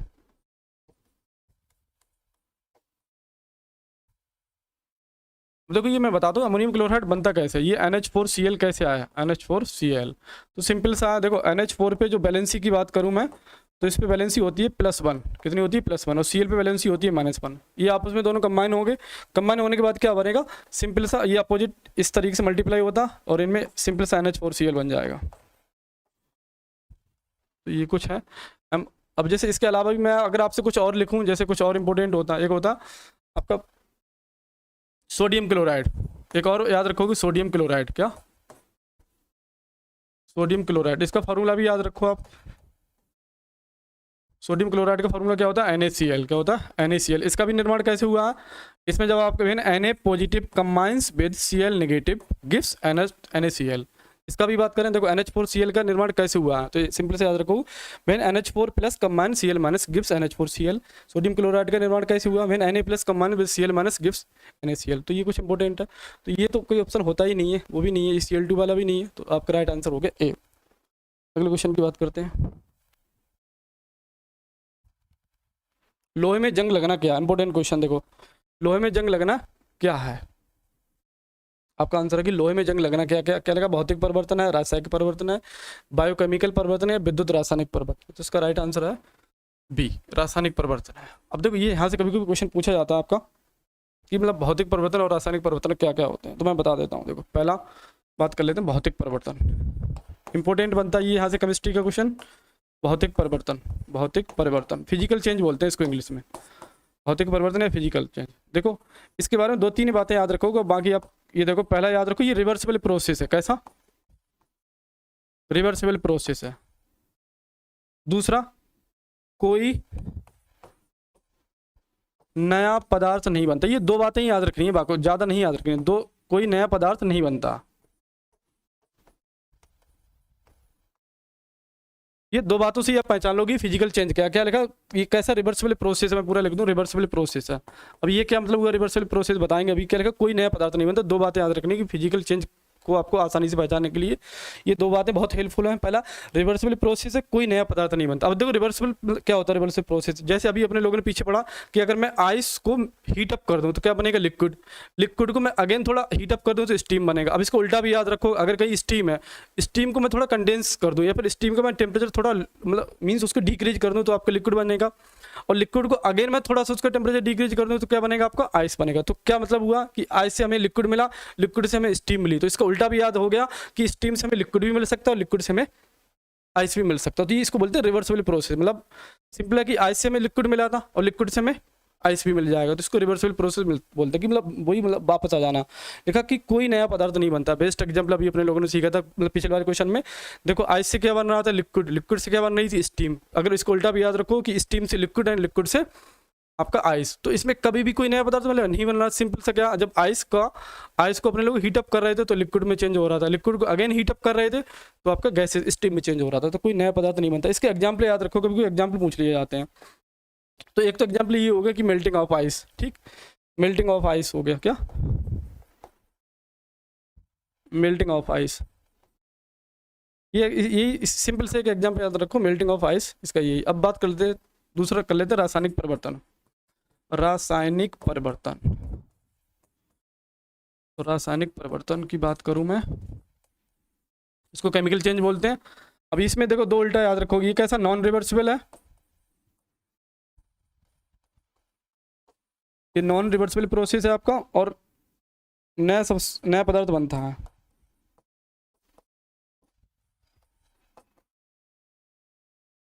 क्या लिखा, नया पदार्थ बनता है। अब क्या क्या, इसको जस्ट उल्टा कि देखो इसको सीखा था अपने लोगों ने, रिवर्सिबल प्रोसेस है, ये आपका नॉन रिवर्सिबल प्रोसेस है और नया पदार्थ बनता है। जैसे इसके बेस्ट एग्जांपल आपको बताते हैं। जैसे आपने कोई कागज लिया, उसमें आग लगा दिया आपने, आग लगाने के बाद बताओ क्या मिलेगी, राख। तो क्या राख से आप अपने लोगों को क्या मिल जाएगा, कागज कभी भी नहीं मिलेगा। तो ये कैसा नॉन रिवर्सिबल प्रोसेस है, मतलब एक बार कागज में आग लगा दी, राख बन गई, तो राख से अपने लोग कभी भी कागज दोबारा प्राप्त नहीं कर सकते हैं। दैट इज भाई it is non reversible process. अब देखो दूसरा पॉइंट को अगर वेरीफाई करें, क्या लिखा, इसमें नया पदार्थ बनता है। नया पदार्थ बनता है, बिल्कुल बनता है, क्योंकि जैसे कागज में अपने लोगों ने आग लगाई, राख मिल गई, और राख आपको पता है नया पदार्थ। तो सिंपल सा, तो इसका आंसर क्या था, रासायनिक परिवर्तन।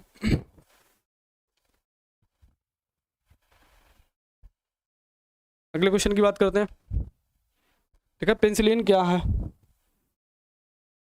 नेक्स्ट क्वेश्चन है पेंसिलिन क्या है। तो पेंसिलिन आपको सिंपल से इसमें एक याद रखो कि एंटीबायोटिक दवा है। क्या है ये, सिंपल सा क्वेश्चन था, एंटीबायोटिक दवा है। अगले क्वेश्चन की बात करते हैं।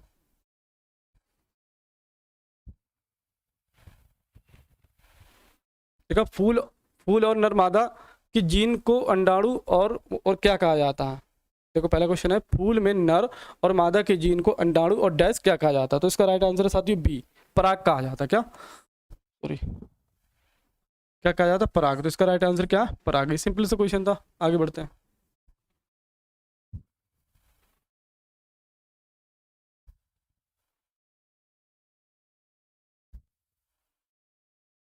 कौन सा मौलिक कण जो प्रोटॉन और इलेक्ट्रॉन के अलावा परमाणु का निर्माण करता है। देखो अभी पीछे अपने लोगों ने पढ़ा तीन ही कण होते हैं, इलेक्ट्रॉन, प्रोटॉन और न्यूट्रॉन। तो इसमें सिंपल सा ऑप्शन करेक्ट कर दे तो न्यूरॉन होता है, लेकिन ये एटम के निर्माण में काम नहीं करता। तो ऑप्शन बी नहीं हो सकता, सॉरी ऑप्शन ए नहीं हो सकता, बी भी नहीं हो सकता, और आयन। तो राइट आंसर आपका क्या होगा, न्यूट्रॉन। 3 ही चीज़ों से बनता है आइटम। अगर कोई मॉलिक्यूल अपने लोगों ने सीखा, जैसे ये कोई एटम का स्ट्रक्चर है, बीच में न्यूक्लियस होता है, न्यूक्लियस में आपको मैंने बताया न्यूट्रॉन होता है और प्रोटॉन होता है। इस पर पॉजिटिव चार्ज होता है, इसके ऑर्बिट्स में क्या होते हैं, इलेक्ट्रॉन्स होते हैं। क्या इलेक्ट्रॉन्स होते हैं, उन पर नेगेटिव चार्ज होता है। ये 3 कण ही मिलकर आपके किसी भी एटम का निर्माण करते हैं। तो ये 300 ऑप्शन हट गए, तो answer C is the correct answer. अगले क्वेश्चन की बात करते हैं। देखा इनमें से एक यौगिक नहीं है, क्वेश्चन है इनमें से एक यौगिक नहीं है। तो याद रखो कि वायु इनमें से एक यौगिक नहीं है। राइट आंसर क्या, वायु इनमें से एक यौगिक नहीं। अब बात करते हैं यौगिक होता क्या है। यौगिक को सादी इंग्लिश में बोलते हैं कंपाउंड। कंपाउंड क्या बेन, two or more than two element are combined with each other they form the compound. मतलब जब दो या दो से अधिक डिफरेंट प्रकार के एलिमेंट जब आपस में कंबाइन होते हैं तो बच्चे मतलब किसका निर्माण करते हैं, यौगिक। जैसे इसमें लिखा पानी का मैं उदाहरण देता हूँ, एक वाटर का याद रखो, एक CO2 भी याद रखो, ये दोनों के दोनों क्या है, कंपाउंड है। देखो कैसे कंपाउंड अभी बात करते हैं। देखो हमने बात क्या की, जब दो या दो से ज्यादा अधिक एलिमेंट किसी एक फिक्स अनुपात में आपस में मिलते हैं तो हमेशा एक यौगिक का निर्माण करते हैं। अब देखो H2O में आपको फिक्स है, एक तो आपको इसमें दो आइटम है, एक हाइड्रोजन का आइटम, एक ऑक्सीजन का आइटम है, और ये भी इनका फिक्स है कि हाइड्रोजन के दो ही आइटम होंगे और ऑक्सीजन का एक आइटम है। जब ये आपस में दोनों कंबाइन होंगे तभी H2O बनेगा, ये फिक्स है इनका रेशियो। तो कभी कभी इनका रेशियो भी पूछ लिया जाता है, तो रेशियो याद रखो कि 2 बना है। क्या आपको अगर मैं हाइड्रोजन ऑक्सीजन के इसमें रेशियो पूछूँ तो आसानी से बता दो कितना 2 बना है। तो इसकी डेफिनेशन भी क्लियर होनी चाहिए कि कंपाउंड होता क्या है। कंपाउंड एक्चुअली क्या होता है कि जब दो या दो से ज़्यादा डिफरेंट प्रकार के एलिमेंट एक फिक्स अनुपात में मिलते हैं तो वो एक यौगिक का निर्माण करते हैं। जैसे उदाहरण लिया अपने लोगों ने वाटर में आपको पता दो हाइड्रोजन के आइटम दिख रहे हैं, एक ऑक्सीजन का, तो इनका रेशियो भी याद रखो, 2 बना है, ये एक आपका यौगिक है। वहीं अगर मैं बात करूँ CO2 की, तो देखो C अगर ऑक्सीजन का रेशियो की बात करें तो कितना रेशियो 2 है। मतलब एक आइटम कार्बन का और दो आइटम ऑक्सीजन की जब मिले एक फिक्स अनुपात में, मतलब फिक्स अनुपात इन द सेंस 1:2 में, तो उन्होंने CO2 का निर्माण किया। बहुत आसानी से इसका आंसर A है। पानी भी स्टिल ये सारे यौगिक है, बाकी वायु आपका कोई यौगिक नहीं है। अगले क्वेश्चन की बात करते हैं, इसे हटाते हैं। अब देखो मैथमेटिक्स का आ गया, एक देखो सिंपल सा क्वेश्चन है, बहुत बेसिक क्वेश्चन है वैसे। चलो इसकी जगह मैं चलो भाई बताता हूँ, 2 - 2 सिंपल सा क्वेश्चन है। 2 - 2 तो आपको पता है माइनस माइनस क्या हो जाएगा, +2 कितना आंसर आ जाएगा 4। तो राइट आंसर B है। लेकिन अगर मैं एक क्वेश्चन आपसे और बना के पूछना चाहूँ साथियों, जैसे मैंने लिखा 84 ब्रैकेट मैंने यहाँ पे लिख दिया बोर्ड मार्क्स का, अगर मैं यूज आपको सिखाऊं, यहाँ पे लिख दिया 74 डिवाइडेड बाई 9 मल्टीप्लाइड बाई 3 और ब्रैकेट में लिख दिया मैंने 8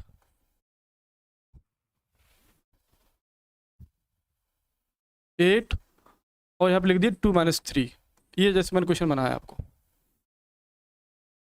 इसका आंसर बताओ क्या होगा। देखो ये तो बहुत बेसिक सा क्वेश्चन था, कुछ नहीं था। देखो यहाँ से आपको ब्रैकेट हटानी, सॉरी ये क्वेश्चन गलत हो गया मुझसे। 2 - 2 किसका आंसर, वैसे ये इसका आंसर 4 मैंने ठीक किया, लेकिन इसका आंसर 4 नहीं होगा, इसका राइट आंसर 0 होगा। क्यों होगा, क्योंकि 2 - 2 मैंने यहाँ पे ध्यान नहीं दिया, यहाँ पे एक्चुअली माइनस था नहीं, तो 2 - 2 इसका सिंपल आंसर है। अगर मैं इसी का सोल्यूशन करूँ, ये 2 है ब्रैकेट में 2 है, तो आंसर इसका क्या हो जाएगा 0। अगर ऐसे भी क्वेश्चन बनेगा, जैसे सपोज अगर ऐसे आ जाता है माइनस साइन लगा देते तब क्या आंसर होता, माइनस माइनस प्लस हो जाता, 2 + 2 4 हो जाता।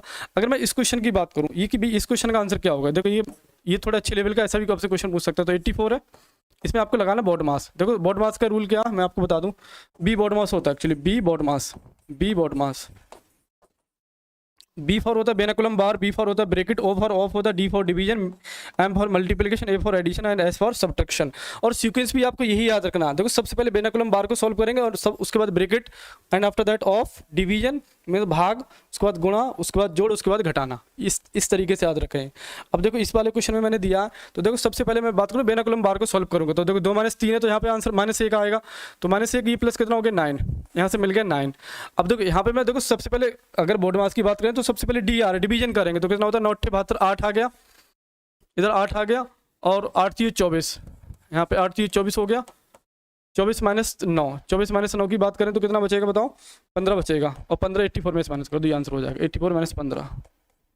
14 में से 5 गए 9 बचे, और 7 में से 8 गए 6 बचे, ये 69 इसका आंसर हो जाएगा। तो आई थिंक क्लियर हो गया, बहुत आसान सा क्वेश्चन था। इसका राइट आंसर याद रखोगे 0 है, वो मिस्टेक हो गया, मैंने माइनस लगा दिया था। अगले क्वेश्चन की बात करते हैं। देखा एक त्रिभुज के दो कोण दे रखे हैं आपको, और तीसरा कोण पूछ रहा है। इंपॉर्टेंट क्वेश्चन है, देखो एक त्रिभुज के दो कोण 30 डिग्री और 105 डिग्री है, तो तीसरा कोण क्या होगा, ये क्वेश्चन है। इसमें देखो एंगल सम प्रॉपर्टी लगाएं। जैसे कोई त्रिभुज है, मान लो सॉरी एक त्रिभुज है,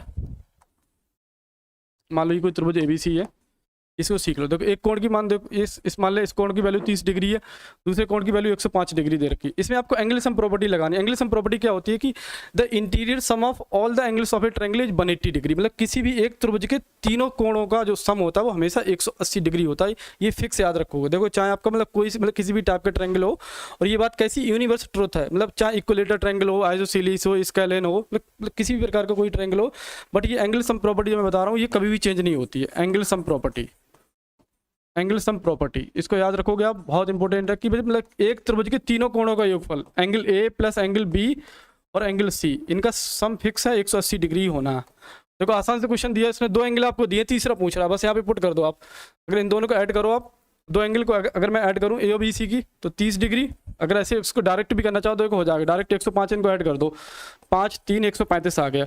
135 को आपको 180 डिग्री में से माइनस कर दो, 180 माइनस 135, यहाँ से लिए 10 5 बचा, 7 में से 3 गए 4 बचा, 45 डिग्री आ रहा है राइट आंसर। तो 20 तक राइट आंसर। सो आपको आई थिंक इसका बेसिक भी क्लियर हो गया कि भाई इसके अलावा भी आपसे कोई क्वेश्चन पूछ रहा है तो आपको याद रखना angle sum property. Angle sum property क्या होती है, किसी भी त्रिभुज के तीनों कोणों का सम कितना होता है 180 डिग्री होता। दो हमेशा देगा, दो की वैल्यू पुट करोगे, दोनों को जोड़ोगे, 180 डिग्री में से माइनस कर दोगे, आपको आंसर मिल जाएगा। क्लियर होगा, बेसिक से क्वेश्चन था। अगले क्वेश्चन की बात करते हैं।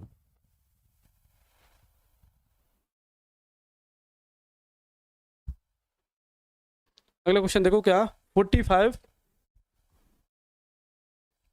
का 7/9 का मान क्या होगा। क्वेश्चन है ये आपका 45 गुणा 7/9। देखो सिंपल से आपको मल्टीप्लाई करनी, कितना होता है 9 एकम 9, 9 पंजी 45 और 5 सत्ते 35। सिंपल सा आंसर मिल गया 35, B is the right answer. देखो इसके अलावा भी आपसे एक दो क्वेश्चन पूछ सकता है, तो ऐसे इस तरीके के क्वेश्चन क्या, देखो का की जगह आप क्या लगाओगे, हमेशा गुणा, का की जगह क्या लगाओ गुणा, सिंप्लीफाई कर दोगे। 9 एकम 9, 9 पंजी 45, 5 और 7 की मैंने गुणा कर दी, 5 सत्ते 35, answer B is the right answer. अगले क्वेश्चन की बात करते हैं। ये देखो क्वेश्चन अच्छा,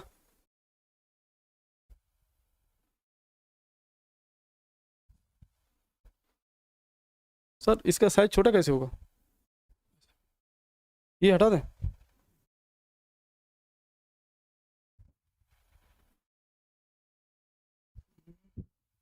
ठीक है, क्वेश्चन है आपकी 0.4z माइनस का 3 बराबर माइनस का 7/5z, तो इसका मान पूछ रहा है आपसे। देखो सिंपल सा क्वेश्चन, इसको करते हैं। कितना,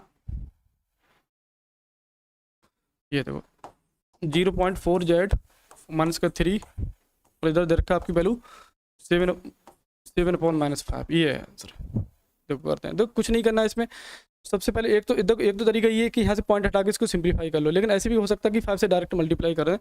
देखो अगर मैं पहले पॉइंट हटाऊँ, चलो मल्टीप्लाई कर दे रहे हैं तो कितना आ जाएगा, चलो पॉइंट हटा दे रहे हैं, कितना आएगा 4/z, तो ये आ गया 4z अपॉन में 10 माइनस का 3 बराबर माइनस का 7/5,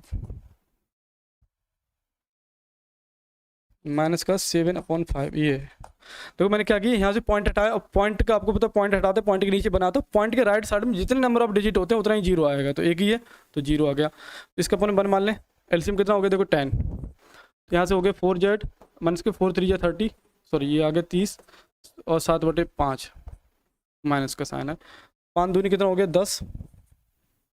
तो अगर मैं इसको फर्दर सॉल्व करूँगा कितना आएगा, ये 4z माइनस का 30 अपॉन में आ गया 2 बराबर आ रहा है माइनस का 7, क्योंकि 5 बट के। अब इससे ऊपर से देखो मैं दो, इसमें से दो को डायरेक्ट मतलब कॉमन लेके भी कैंसिल कर सकते हैं। दो कॉमन लेंगे कितना आएगा, जेड माइनस के 30, सॉरी जेड माइनस के 15 आएगा, जेड माइनस के 15 अपॉन में आ रहा है 2 बराबर माइनस का 7, 2 से 2 कैंसिल हो गए, तो जेड माइनस के 15 बराबर माइनस का 7, मैं जेड की वैल्यू निकालूंगा तो 15 को उधर ले जाऊंगा, तो माइनस के 7 प्लस के 15, तो आंसर मिल गया 8। तो जेड की वैल्यू मुझे 8 मिल चुकी है। देखो सिंपल सा सिंप्लीफाई कीजिए, तो पॉइंट हटाया, पॉइंट के नीचे 10 आया और जेड की वैल्यू मिल गई 8। अब इसका आंसर ये पूछ रहा था, देखो अब निकाल देते हैं डायरेक्ट वैल्यू पुट करके।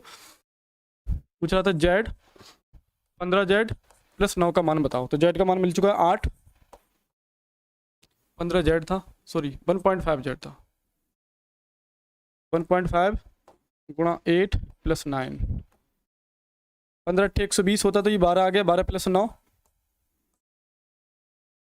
12 प्लस 9 ये हो गया 21, 8 एकम 8, 8 दूनी 16, 168 आ रहा है आंसर।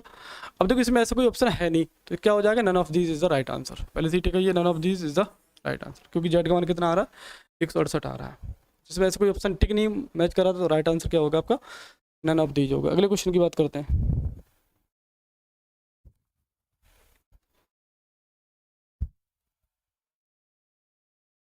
300 मीटर लंबाई और 200 मीटर की चौड़ाई के एक खेल का क्षेत्रफल कितना होगा। बढ़िया क्वेश्चन है, देखो क्या लगा 300 मीटर की लंबाई और 200 मीटर की चौड़ाई के खेत का क्षेत्रफल। देखो अब जैसा कि इसकी जो इसने डायमेंशन दे रखी इसी ये क्लियर हो रहा है, ये क्या आपका रेक्टेंगल है, क्या रेक्टेंगल है, रेक्टेंगल है जिसकी लेंथ इसने दे रखी 300 मीटर,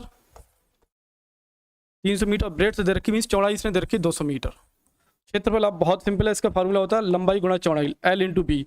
वैल्यू पुट करो 300 गुणा 200, 3 दूनी 6 होता है आपका, 4 जीरो लग जाएंगे, 60,000 मीटर स्क्वायर। ये आपका राइट आंसर हो जाएगा। कितना हो जाएगा इसमें, देखो ऑप्शन कौन सा मैच कर रहा है, A is the correct answer 60,000 metre square. अब देखो इसके अलावा भी कुछ एडिशनल फैक्ट, ये तो इसका सिंपल आपको पता चल गया कि क्षेत्रफल का फार्मूला क्या होता है, लंबाई गुणा चौड़ाई होता है। ये क्षेत्रफल एक्चुअली निकालते हैं, क्षेत्रफल का फार्मूला क्या होता है, लंबाई गुणा चौड़ाई। कभी कभी इसकी आपसे पूछ लेता परिमाप बताओ, पेरीमीटर बताओ, तब इसका फार्मूला क्या होगा। देखो पेरीमीटर की बात करें तो एक्चुअली क्या होती है किसी भी चीज़ की पेरीमीटर, जैसे ये रेक्टेंगल, तो रेक्टेंगल की यही तो पेरीमीटर होगी, यही तो होगी, इसी को बोले परिमाप। तो एक लेंथ ये हो गई, एक लेंथ ये वाली होगी, कभी भूलोगे नहीं, ये वाली भी ये भी है। तो अगर मैं इसकी परिमाप अलग से निकालूं कि इसकी पेरीमीटर का फार्मूला क्या होगा, तो पेरीमीटर का फार्मूला निकला, देखो L प्लस एल कितना हो गया 2L in the same B, B plus B कितना हो गया 2B, तो कितना हो गया 2L प्लस के 2B। तो इसका परिमाप का भी कभी भी फार्मूला पूछ लेगा तो 2L प्लस बी।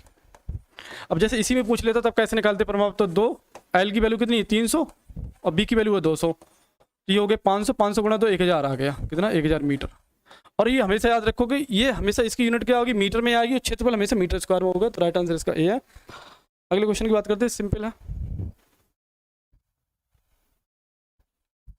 लिखा यदि एक पुरुष एक कार्य को 15 दिन में कर सकते हैं तो 20 पुरुष वह कार्य को कितने दिन में कर सकते हैं ना, सॉरी, यदि 8 पुरुष एक कार्य को 15 दिन में कर सकते हैं तो लिखा 20 पुरुष वह कार्य को कितने दिन में कर सकते हैं। देखो करते हैं भाई, एक पुरुष एक दिन में कितना कार्य कर सकता है, सॉरी, यदि 8 पुरुष एक कार्य को 15 दिन में कर सकते हैं, तब 8 पुरुष क्या कर रहे हैं,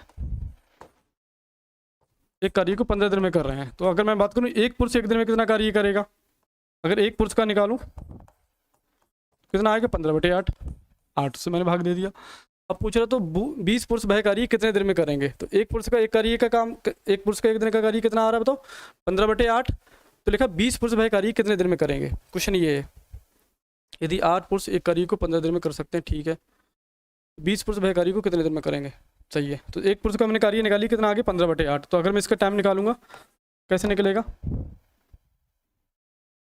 20 पुरुष वह कार्य कितने, MDH से करें तो बहुत आसान से हो रहा था, MDH जो फार्मूला होता है, इस MDH बराबर कांस्टेंट होता।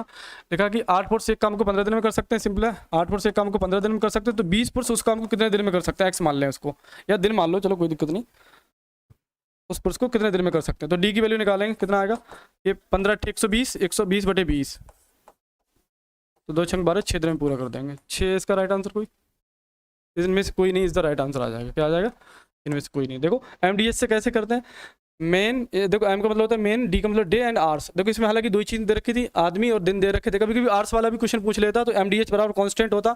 इसको सॉल्व कैसे करते हैं, इसका ऐसे करते हैं, M1 D1 H1 बराबर होता है M2 D2 H2, M2 D2 H2, इस तरीके से करते हैं। इनमें से हमेशा देखो 6 चीज़ें होगी, 6 चीज़ों में से आपको 5 चीज़ें देगा, एक पूछेगा, तो सिंपली से पुट कर, जैसे ये वाले, इस वाले में इसने क्या कर दिया, आवर्स को हटा दिया था, तो MD बराबर कांस्टेंट लग रहा था कि 8 पुरुष एक काम को 15 दिन में कर सकते हैं, तो 20 पुरुष उस काम को कितने, 20 पुरुष उसी काम को कितने दिन में कर सकते हैं, तो 20 × D मान लिया हमने। तो डी की वैल्यू निकालेंगे, 15 120, 20 से भाग दिया, 2 6 12, 6 दिन आ रहा। अब 6 दिन इसमें कोई ऑप्शन ही मैच नहीं कर रहा, तो आंसर हो जाएगा इनमें से कोई नहीं।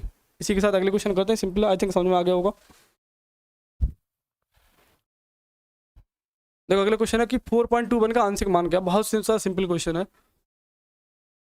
4.21 का आंशिक मान क्या, तो देखो सिंपल से आपको क्या आना, हटाना पॉइंट के नीचे हमेशा कितना आएगा 1, और पॉइंट के राइट साइड में देखने कितने नंबर ऑफ डिजिट है, 1 2, तो 2 डिजिट है, कितना आगे 100, तो इसका आंसर कितना आगे 421/100। इसके अगर आंसर की बात करूँ तो ए इज द करेक्ट आंसर। जैसे 1-2 मैं क्वेश्चन और दूंगा आपको, जैसे मैंने दिया 0.00986, इसका बताओ क्या आंसर होगा। तो सिंपल से क्या हटाना, आपको पॉइंट हटाना, पॉइंट के नीचे 1 लगाना, 1 2 3 4 5, तो 6 डिजिट है, तो 6 0 लगा देने, 3 4, तो आंसर कितना हो जाएगा। अब देखो जब पॉइंट होता तो नंबर से पहले 0 की वैल्यू होती है, लेकिन नंबर से पहले अगर पॉइंट हट गया तो 0 की कोई वैल्यू नहीं, कितना आएगा 986, ये आ जाएगी 10 की पावर 6, 1 2 3 4 5 6, ये राइट आंसर हो गया। इस प्रकार का आप सिंपल से क्वेश्चन कर लोगे। अगले क्वेश्चन की बात करते हैं। देखो क्या लिखा, 1/2 तथा 1/4 का मान क्या होगा। बहुत बेसिक क्वेश्चन है। 1/2 प्लस 1/4 का मान क्या होगा। इसमें सिंपल सा आपको 2 4 का लासा लेना, एलसीएम लेना। 2 4 का एलसीएम बताओ कितना आएगा, 4 ही आएगा। अब देखो रूल क्या होता है, 4 को 2 से भाग दो, 2 दूनी 4, तो ऊपर जो भी आएगा उसकी 1 से 2 से गुणा कर देंगे, 2 आ गया। 4 को अगर मैं 4 से भाग दूंगा, ऊपर है वो पहले ही लिख दो। 4 को 4 से भाग देंगे, 1 आया, उसके ऊपर गुणा करेंगे, तो 1 2 एकम 2 प्लस 1 कितना आया, बटे में 4। आंसर आ गया 3/4। 3/4 है इसमें कोई ऑप्शन, तो राइट आंसर हो गया आपका ए। चलो देखो एक तो बहुत सिंपल है, मैं और आपको क्वेश्चन अगर बना के दूँ अपने पास है, जैसे 1/5 है कहीं पे, 1/10 है और प्लस के 3/15, ये मैंने जैसे ऐसा क्वेश्चन बना दिया। और चलो मैं थोड़ा और टफ बनाऊँ इसे, तो मैंने बोल दिया मैंने इसका 2/10, ये मैंने क्वेश्चन बनाया जैसे। तो आपको देखो सिंपल से, चाहे मतलब आपसे 2 भी पूछ सकता है, 3 भी पूछ सकता है। तो 5 10 15 का अगर एलसीएम आप निकालोगे तो कितना आएगा बताओ, 30 एलसीएम आएगा। कितना आएगा 30, तो मैंने 30 एलसीएम ले लिया। कितना एलसीएम आ गया 30। अब देखो इस एलसीएम को आपको सबसे पहले नंबर से भाग देना, कितना है 5 6 30, 6 आया, 6 के ऊपर से गुणा करनी, 6 कम 6 प्लस जो भी आसान लगा, क्या हो गया 10 3 30, यहाँ पे 30 आ गया। 15 3 15 दूनी 30, ऊपर 2 आया तो 2 3 6 और 10 3 30 माइनस का 6, ये आया। देखो क्या मैंने ठीक किया, बिल्कुल ठीक है। देखो 5 से भाग दिया, 5 6 30, 6 आया, 6 के ऊपर से 6 की 1 की मल्टीप्लाई करेंगे, 6 कम 6, 10 से मैंने 30 को भाग दिया, 10 3 30, 3 आया, 3 एकम 3, 15 दूनी 30, 2 3 6, ठीक है, 10 3 30। ये देखो अब क्या होगा इसमें, सिंपल देखो 6 से 6 क्या हो रहा है, कैंसिल, 6 3 कितना, 9/30। तो ऐसा भी क्वेश्चन पूछ सकता है। आप सिंपल से क्या करोगे, इसका एलसीएम लोगे और क्वेश्चन आपसे सॉल्व हो जाएगा। आई थिंक समझ में आ गया होगा। करते हैं अगला क्वेश्चन। ये देखो फिर से वही आएगा वर्गमूल वाला क्वेश्चन, ये वर्गमूल वाला, सॉरी क्या लगा, 0.036 का वर्गमूल ज्ञात कीजिए। तो सबसे पहले तो आपको कुछ वर्गमूल याद होने चाहिए, इंपॉर्टेंट वर्गमूल है। जैसे आप कम से कम 1 से लेके 20, 1 से लेके 30 तक आपको सारे वर्ग याद होने चाहिए। वर्ग जब याद होंगे तो वर्गमूल आप आसानी से निकाल लोगे। और कम से कम 1 से लेके 20 तक आपको घन याद होंगे। क्यों ऐसा मैं बोल रहा हूँ साथियों, क्योंकि जब आपको वर्ग आसानी से याद होंगे तो उसका वर्गमूल आपको दिक्कत ही नहीं होगी, मतलब कैलकुलेट करने में। आप देखते ही आंसर बता दोगे, आंखों में खेल जाओगे कि इसका आंसर ये है। जैसे 1 से 30 तक आपको वर्ग याद होंगे, 1 से 20 तक घन याद होंगे, तो आंसर हो जाएगा। अब जैसे फिलहाल अभी हम इस क्वेश्चन की बात कर लेते हैं, क्या 0.0036 इसका वर्गमूल पूछ रहा है। वर्गमूल का साइन क्या होता है ये, और इसकी खासियत हमें पता है कि इसके अंदर जो भी नंबर परफेक्ट स्क्वायर होगा वही बाहर निकलेगा। तो देखो इसमें पॉइंट हटाएं अगर, तो कैसे सॉल्व करेंगे, 0.0036 यहाँ से अगर मैं पॉइंट हटाऊंगा कितना आएगा, 1 2 3 4 जीरो आएगा। तो ऊपर कितना आएगा जी, 36/10,000 आ गया। कितना आ गया, 10,000। अब देखो क्या, देखो ये तो पता, मैं इसलिए बोल रहा था वर्ग आपको याद है। अब जैसे ही आपको मैं इसमें मैंने देखा 36 किसका, 6 का वर्ग है, आपको सिंपल से पता चल गया 6। ये 10,000 देखो कितना है, तो जीरो वाले की एक ट्रिक होती है, जीरो को हाफ कर दिया करो। मतलब ये आपको देखना ये किसका वर्ग है, तो जीरो को हाफ करें, इसमें कितने जीरो है, 4, तो ये 100 का वर्ग होगा। तो आंसर कितना आ गया, 6/100। 6/100 का मतलब हो गया 0.06। राइट आंसर हो गया आपका 0.06। देखते कौन सा आंसर है, ये इज द करेक्ट आंसर। तो आगे हो गया आपको समझ में। ये याद कर लो, 1 से 30 तक वर्ग और 1 से 20 तक लेके घन, बहुत हेल्पफुल रहेंगे। देखा, एक वर्ग की परिमिति 1000 सेंटीमीटर, उस वर्ग की एक भुजा कितनी होगी, क्वेश्चन ये है। देखो वर्ग, अब वर्ग के बारे में बात की तो मैं वर्ग की चलो इस क्वेश्चन को बाद में करेंगे। वर्ग की सबसे पहले इंपॉर्टेंट प्रॉपर्टी आपको बता दूं। देखो वर्ग की क्या होती है, सभी भुजाएं बराबर होती हैं, पहली बात तो याद रखो। सारे कोण 90 डिग्री के होते हैं, ये सेकंड पॉइंट याद रखो। कभी कोई क्वेश्चन पूछता है यहाँ से, सारे कोण कितने होते हैं, 90 डिग्री के होते हैं, ठीक। All sides are equal. और इसमें 2 फॉर्मूले याद रखो। इसके एक तो इसका क्षेत्रफल का फॉर्मूला याद रखो। क्षेत्रफल का गुणा होता है भुजा गुणा भुजा, भुजा गुणा भुजा, या भुजा का स्क्वायर याद कर लो। दूसरा फॉर्मूला होता है परिमाप, क्या परिमाप, तो परिमाप का इसका फॉर्मूला होता है 4 गुणा भुजा, क्या होता है 4 गुणा भुजा। अब देखो इस क्वेश्चन क्या दिया आपको, यही दर का एक वर्ग की परिमिति मतलब परिमापी इसने दे दिया अल्टीमेटली कितना, 1000 सेंटीमीटर आपसे भुजा पूछ रहा है। तो सिंपल सा फॉर्मूला देखो, इसका P बराबर क्या होता है 4 × 60। आपको इसको फॉर्मूले की टर्म में याद रखना है, तो ये याद रखो P बराबर 4 × 60। P की वैल्यू इसने 1000 दे दी है, देखो भुजा हम निकाल लेंगे तुरंत। 4 गुणा A, तो अगर A की मुझे वैल्यू निकालनी है तो कितनी आएगी, 1000/4 कितना आएगा, 1000/4 कितना आएगा, 250 आ जाएगा। कितना आएगा, 250 सेंटीमीटर। यूनिट वही रहेगी जो सेम है, तो राइट आंसर आपको हो गया डी। क्लियर हो गया इसके बारे में बेसिक जानकारी कि इसके सारे एंगल 90 डिग्री होती है, चारों भुजाएं बराबर होती हैं, और इसके क्षेत्रफल का फार्मूला होता है भुजा गुणा भुजा या भुजा का स्क्वायर। इसका पेरीमीटर का भी फार्मूला याद रखो कि 4 इंटू साइड। तो आपसे मतलब कोई भी क्वेश्चन पूछ सकता है, क्षेत्र भी पूछ सकता है। तो आई थिंक क्लियर हो गया होगा। इसी के साथ अगला क्वेश्चन करते हैं। क्वेश्चन है आपका 3 से 1 घंटे में कितने मिनट होते हैं। अच्छा क्वेश्चन है, देखो करते हैं। पहले बेसिक जानकारी आपको पता होनी चाहिए। 1 घंटे में कितने, देखो 1 आवर बराबर होता है 60 मिनट। कितना 1 आवर बराबर होता है 60 मिनट। अगर मैं बोलूँ 1 मिनट बराबर हाउ मच सेकंड, तो याद रखो 60 सेकंड। भाई 1 घंटे में 60 मिनट होते हैं और 1 मिनट में आपके 60 सेकंड होते हैं। भाई अगर मैं बात करूँ 1 घंटे में, ये भी आपको जानकारी पता होनी चाहिए 1 घंटे में कितने सेकंड होते हैं। तो 60 गुणा 60 करो तो कितना आएगा 3600 सेकंड। ये थोड़ी बेसिक जानकारी थी। फिलहाल क्वेश्चन पे आते हैं। क्वेश्चन क्या था, देखो क्या 3 सही 1/4 घंटे में कितने मिनट होते हैं। 3 सही 1/4। तो देखो पहले तो इसको हल कर लो। ये देखो मिक्स फ्रैक्शन बोलते हैं इसको। तो अगर मैं इसकी मल्टीप्लाई करूँगा 4 3 12 12 1 13/4 घंटे। 13/4 घंटे में, और जैसा कि अभी अपने लोगों ने सीखा कि 1 घंटे में कितने मिनट होते हैं 60। आंसर अपने लोगों से मिनट में पूछ रहा है, तो इतने घंटे आ गया। तो घंटे को अगर मैं मिनट में चेंज करूँगा तो 60 से गुणा करूँगा, बिल्कुल करूँगा। तो 60 से मैं गुणा कर दूंगा, 4 से काटेंगे 15 आ गया। 15 13 की मल्टीप्लाई कर दो, 15 ढाई 130, सॉरी 15 ढाई 150 एंड 15 3 45, 195 आ गया। 195 मिनट। राइट आंसर कितना हो गया 195 मिनट। देखते हैं चेक है ऑप्शन, हाँ B is the correct answer. इसमें हो गया आपको। आई थिंक समझ में आ गया बेसिक तो क्वेश्चन। तो अगले क्वेश्चन देखते हैं क्या। देखो अगले क्वेश्चन ये आ गया आपको, x प्लस 4 और x प्लस 5 की वैल्यू क्या होगी। देखो क्वेश्चन ये आपका x प्लस 4 और x प्लस 5 की वैल्यू क्या होगी। देखो इसमें क्या करते हैं, सबसे पहले आप इसको पकड़ो, इसकी दोनों से मल्टीप्लाई करो। इसकी मैं मल्टीप्लाई यहाँ भी करूँगा और इसकी मैं मल्टीप्लाई यहाँ भी करूँगा। तो देखो x की जब मैं मल्टीप्लाई x से करूँ कितना आएगा x का स्क्वायर, और x की मल्टीप्लाई जब मैं 5 से करूँ तो कितना आएगा 5x हो गई x की मल्टीप्लाई। अब मैं देखो 4 को पकड़ रहा हूँ, तो 4 के भी सेम केस है। 4 की मल्टीप्लाई 1 से भी होगी, मतलब 4 की गुणा मैं x से करूँगा तो कितना आएगा 4x, और 4 की गुणा मैं 5 से करूँगा तो कितना आएगा 4 5 20।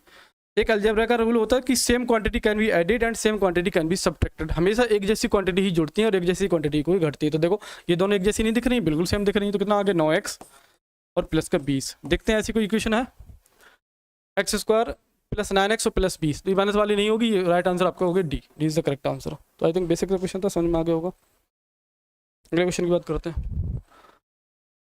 देखो अगला क्वेश्चन, यदि 40 10 25 20 और 35 और x का औसत 25 है तो x का मान ज्ञात करो। देखो औसत वाला क्वेश्चन करते हैं। देखो औसत का आपको फार्मूला पता होना चाहिए, बहुत आसान से क्वेश्चन हो जाएगा।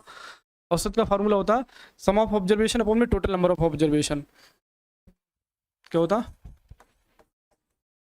सम ऑफ ऑब्जर्वेशन, हिंदी में लिख देते हैं, हिंदी में लिख देते हैं इसको। औसत का फार्मूला होता है कि जो भी आपको दे रखे हैं ऑब्जर्वेशन उनका टोटल सम। ऑब्जर्वेशन, चलो इंग्लिश में लिख दे, सम ऑफ ऑब्जर्वेशन अपॉन में होता है टोटल नंबर ऑफ ऑब्जर्वेशन। क्या होता है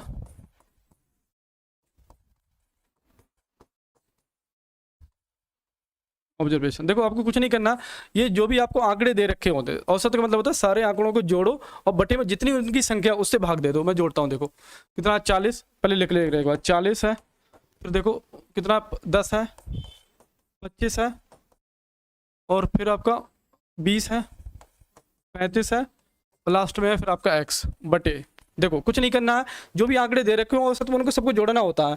जैसे पहले कितना 40 था, दूसरा 10 है, 25 है, तो इनको मैं जोड़ता हूँ 1 2 3 4 5 6 बटे में आपको 6 से भाग करनी होती है। और इसका औसत यदि 40 10 25 25 संख्याओं का औसत 25, और इसका देखो औसत भी इसने दे रखा है 25, तो यहाँ पे 25 लिख दे रहे हैं। तो अगर मैं इनको जोड़ूँ 40 10 50 50 हो गया, 50 और 20 हो गया आपका 70 और ये 17 आ गया। और मैं इनको जोड़ूँ 25 और 35 कितना हो गया, तो 25 और 35 हो गया आपका 60। ये जोड़ेंगे कितना आ गया 130 आ गया। कितना आ गया, अगर मैं बात करूँ तो 25 ये आ गया 130 प्लस x बटे 6। 6 की इधर गुणा हो जाएगी, थोड़ा सा ठीक लिखा,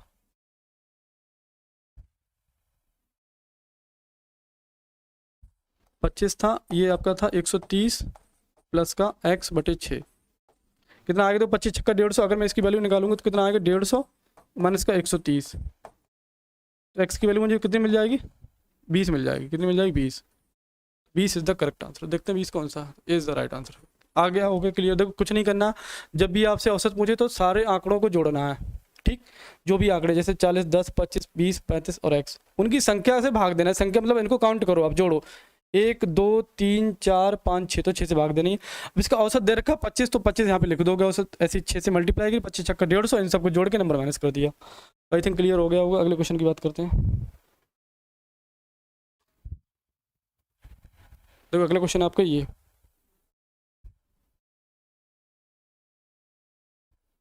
क्वेश्चन नंबर ये है आपका 81 गुणा 81 68 गुणा 68 2 माइनस ये। देखो अगर आप इसको देख पा रहे हो ढंग से, तो ये क्वेश्चन क्या बनना है। अगर मैं इसको ऐसे लिख दूं 81 का स्क्वायर प्लस 68 का स्क्वायर और माइनस के 2 गुणा 81 गुणा 68। अब देखो आपको आसान लगने लगा होगा क्वेश्चन। अब ये तो कुछ आपको जाना पहचानी इसी आइडेंटिटी लग रही है। अलजेब्रा में देखो एक आइडेंटिटी अपने लोग पढ़ते हैं, क्या आइडेंटिटी होती है, ए प्लस बी का होल स्क्वायर। क्या, ए प्लस बी का होल स्क्वायर, ये भी आइडेंटिटी होती है A square plus B square. ये आइडेंटिटी आपको बहुत इंपॉर्टेंट है, आ सकती है, ये भी आ सकता है, हालांकि इस पर क्वेश्चन नहीं है। आइडेंटिटी दूसरी है एक, ए माइनस बी का होल स्क्वायर, ये भी आपको याद होनी चाहिए। ए का स्क्वायर प्लस बी का स्क्वायर एंड माइनस के 2ab, इस वाली आइडेंटिटी पे देखो ये क्वेश्चन है, तो ये आपको सारी आइडेंटिटी क्लियर होनी चाहिए। ए प्लस बी का होल स्क्वायर बराबर होता है A square plus B square plus 2ab, A minus B का होल स्क्वायर होता है A square plus B square minus के 2ab। अब देखो यहाँ पे ये वाली आइडेंटिटी बन रही है ना, A square plus B square minus के 2ab, तो ये वाली आइडेंटिटी इसमें लग रही है। अप्लाई करें तो कितना आएगा इसका फॉर्मूला, ए माइनस बी होता है किसका, इसका अगर एक्सपेंशन की बात करें कितना होता है ए। अब ए की आपको वैल्यू पता चल गई 81 है, तो 81 माइनस बी की जगह कितना 68 का स्क्वायर, तो 81 माइनस 68 कर दो आप। अगर माइनस करूँ 11 में से 8 गए 3 बचेंगे, 13 आ गए, तो कितना आ गया 13 का स्क्वायर, 13 का स्क्वायर आपको पता है 169 होता है। तो राइट आंसर कितना हो गया 169। देखते कोई है, तो right answer is the right answer. तो कुछ आइडेंटिटी जैसे ये मैंने स्क्वायर वाली लिखी, आपको क्यूब वाली भी याद होनी चाहिए, क्योंकि एग्जाम में कभी पूछ सकता है, सिंपल सी वैल्यू देगा और आपको अगर आइडेंटिटी याद होगी तो क्वेश्चन बन जाएगा आपसे। अगला क्वेश्चन करते हैं। देखो कह रहे वर्ग का क्षेत्रफल के बराबर होता है। देखो अभी पीछे अपने लोगों ने डिस्कस किया था, पूछ लिया कि वर्ग का क्षेत्रफल का बराबर होता है, तो सिंपल सा आंसर पता है आपको, वर्ग का क्षेत्रफल क्या होता है, भुजा गुणा भुजा होता है। जैसे ये वर्ग है, वर्ग के बारे में पढ़ा था, चारों भुजाएं बराबर होती हैं, ये साइड ये होती है, तो इसका क्षेत्रफल का फॉर्मूला क्या पढ़ा था अपने लोगों ने, मैंने बताया था भुजा का वर्ग होता है। क्या, भुजा का वर्ग। तो इसको ऐसे भी लिख सकते हो, एक ही बात है, क्या भुजा गुणा भुजा, भुजा गुणा भुजा। तो ये राइट आंसर हो गया, इसका राइट आंसर हो गया ए, भुजा गुणा भुजा, तो ये इसका राइट आंसर हो गया। और इसी के साथ अपना प्रैक्टिस सेट हुआ समाप्त। नमस्कार साथियों।